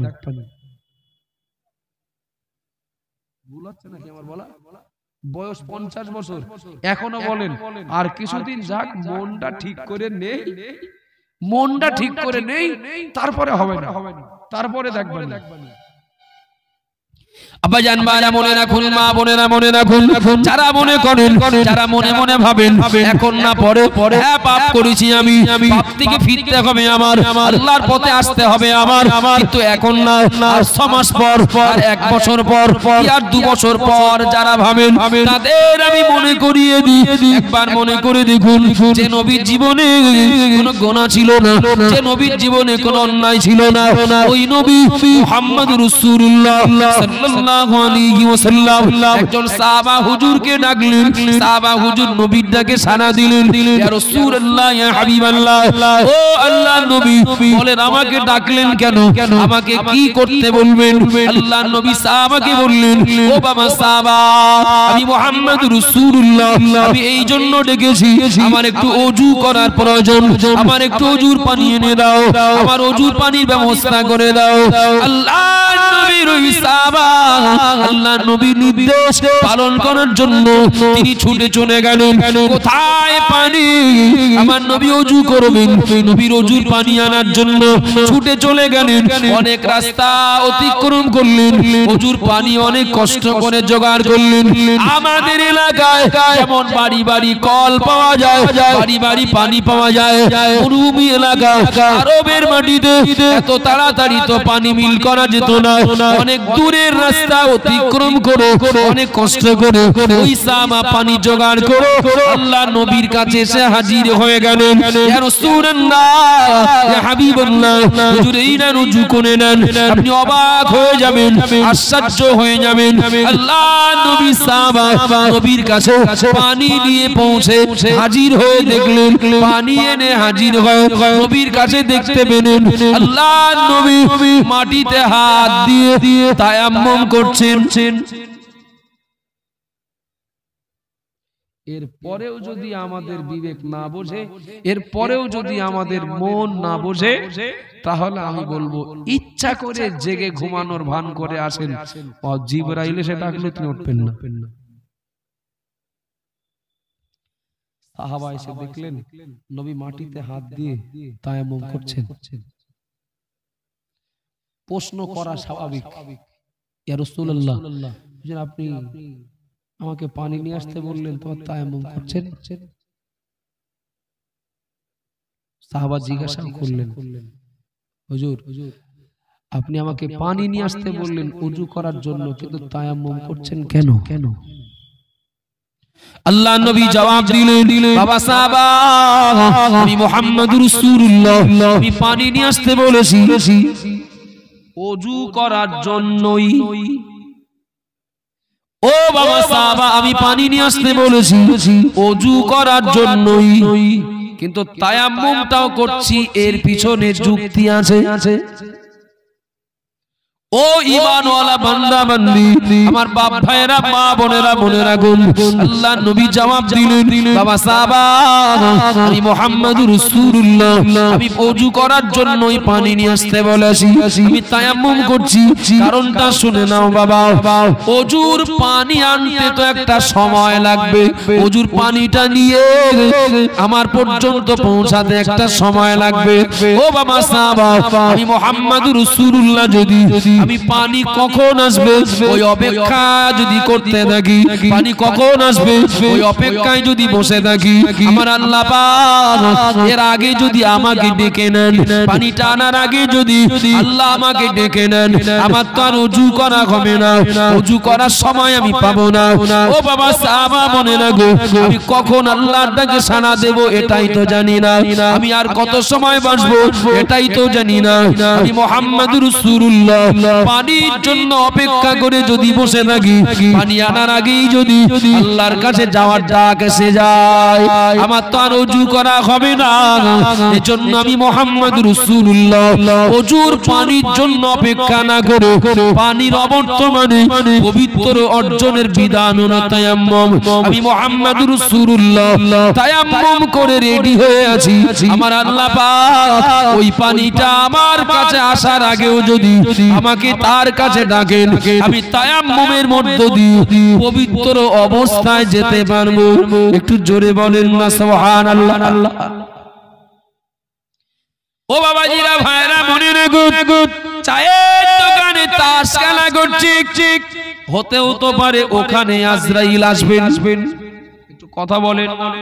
চায়ের দোকানে তাস খেলা করছি, হতেও তো পারে ওখানে আজরাইল আসবেন। আমি মদের আড্ডায় রয়েছি, হতেও তো পারে ওখানে আজরাইল আসবেন। ও বাবা জিরা মায়েরা, আমি বেনামাজি অবস্থায় রুজি অন্বেষণের জন্য আমি মাঠে কাজ করছি, চল করে ডিউটি করছি, কলকারখানায় কাজ করছি, সরকারি অফিসার হিসাবে, আধিকারিক হিসাবে আমি ডিউটি করছি, হতেও তো পারে ওখানে আমার আজরাইল আসবেন। আজরাইল এসে বলবেন নাকি একটু ওযু করে এসো, আমি তারে বসছি, একটু কথা বলো। এমন কত মৃত্যু, এমন কত মৃত্যু চোখে দেখি, মৃত্যু সংবাদটা শুনে যেন স্বপ্নে দেখা মতো হয়। ভুল বলছি নাকি? মৃত্যু সংবাদটা শুনে যেন স্বপ্নে দেখা মতো হয়। ভুল বলছি? আল্লাহু আকবার। যে মানুষটাই শোনেন অমুক লোকটা মারা গেছেন, মানে কই সকালবেলা চা খেলাম যে একসঙ্গে, সকালে একসঙ্গে চা খেলাম যে, এই একসঙ্গে নামাজ পড়ে জোহরের ওয়াক্তে একসঙ্গে নামাজ পড়ে বার হলাম তো, আবার যে চুল দাড়ি পেকে গেছে, সাদা হয়ে গেছে তাও না, কঠিন রোগে যে পড়েছিলেন তাও না, সুস্থ মানুষ স্বাভাবিকভাবে সুস্থতার সাথে চলাফেরা করছিলেন, হঠাৎ নেই। বলেন কি করে এরপর? বলি কি করে এরপর? এখন না, পরে হবে, এ মাসে না পরের মাসে, এ বছরে না পরের বছরে। লজ্জাজনক ব্যাপার হলেও এটাই সত্য। রমজান মাস আসলে কিছু মানুষ দেখবেন মনে হয় যে এইবার মনে হয় লোকটা লাইনে এসছেন অনেকদিন পর, 27, 28, 29 রোজা, দাড়িটা বেশ একটু বড় মতো হইল, মনে হয় যে লোকটা মনে ভালো হয়ে গেছে। ঈদের চাঁদ উঠতেই যা ছিল তাই। ভুল হয়ে যাচ্ছে নাকি? একটু কথা বলেন না। রমজান মাস, সারা রমজান আলোচনা চলে, তাই যে মসজিদে বলে 2 কাতার না বাড়ালি বলে হবে না, 2 কাতার না বাড়ালে বলে হবে না, কখনো 2 তালা না করলে বলে হবে না। কিছু কিছু মুসল্লি আছেন কথাবার্তায় রসকস নেই, আছে না নেই? রসকস নেই, বলে ও হুজুর ঈদটা আসতে দেন, তখন 2 তালা করবেন না 2 কাতার বাড়াবেন, সব চিন্তা ঘুচে যাবে, শুধু ঈদটা আসতে দেন। কিছু মনে করলে হবে না, পুরো 1 মাস মসজিদটা কত সুন্দর জমজমাট থাকে বলেন দিন, কত ভালো লাগে বলেন দিন। সারাদিন রোজা থেকে না খেয়ে না পান করেও গলা বুক শুকিয়ে এরপরেও একটা আলাদা তৃপ্তি, আলাদা একটা আনন্দ রমজান মাসে কিন্তু পাওয়া যায়। শুধু রোজা না, মসজিদে যে ওয়াক্তেই যাওয়া হবে দেখেন মুসল্লি যা থাকেন মোটামুটি ভালোই মানিয়ে যায়। ও খোদা, যেই ঈদের চাঁদ উঠলো আবার 11 মাস ছুটি। ছোটখাটো ছুটি কিছু লোক আছে নেয় না, ছোটখাটো ছুটি নেয় না, ছুটিতে একটা না 11 মাস, শুক্রবারের দিনও আসবে না। ভুল বলছি নাকি? একটা বাস্তব কথা স্বীকার করবেন, বাস্তব কথা শুনতে খারাপ লাগতে পারে বলো, কিন্তু খারাপ লাগলেও এর থেকে আর সহজ মানে দৃষ্টান্ত উদাহরণ আমার কাছে নেই। আমার স্ত্রী আমি খুঁজে পাচ্ছি না কোন জায়গায়, 3 দিন পর বাড়ি এসে বললো আমি তোমার স্ত্রী না, তুমি আমার স্বামী না। 3 দিন যে কোথায় ছিল আমি জানি না। 3 দিন পরে যদি ফিরে এসে যদি বলে আমি বলো তোমার স্ত্রী, তুমি বলো আমার স্বামী, তা আমি 3 দিন পরে হারিয়ে যাওয়া স্ত্রীর পেয়ে বিরাট বিরাট আনন্দ করবো না দেখে মাথায় রক্ত উঠে যাবে? তাড়াতাড়ি বলো। হ্যাঁ, 3 দিন বলো, আমি 1 সপ্তাহ 6 মাসের কথা বলি না। 3 দিন মনে করেন অন্য একটা ছেলের সঙ্গে, একটা পরপুরুষের সঙ্গে মোটামুটি একটু ঘুরে এসেছে। 3 দিন পরে আসলে যদি আমি তার দেখলে যদি খুশি নাই রেগে যায়। ঈদের চাঁদ উঠলো 11 মাস শয়তানের ঘর করে বেড়াচ্ছে। ভুল বলছি নাকি? 11 মাস শয়তানের ঘর করে বেড়াচ্ছে। আবার রমজানের চাঁদ উঠলে বলে আল্লাহ আমি কিন্তু বাড়ি এসেছি, আমি আপনার বান্দা, আল্লাহ আমি আপনার বান্দা, আপনি আমার মালিক না আল্লাহ। স্বার্থে ঘানা বললি তো মানুষ বোঝে না। নিজের স্ত্রী 3 দিন না 1 দিন যদি কারোর সাথে যদি এরকম ঘুরে আসে, ও থাকতে হবে না বেশি দিন, 1 দিন যদি কারো কাছ থেকে ঘুরে আসে তা নিয়ে সালিশ বিচার অনেক কিছু বলা হবে। কেন? আমার স্ত্রী অন্যের সঙ্গে যাবে, কি যায় আমার সঙ্গে যাবে?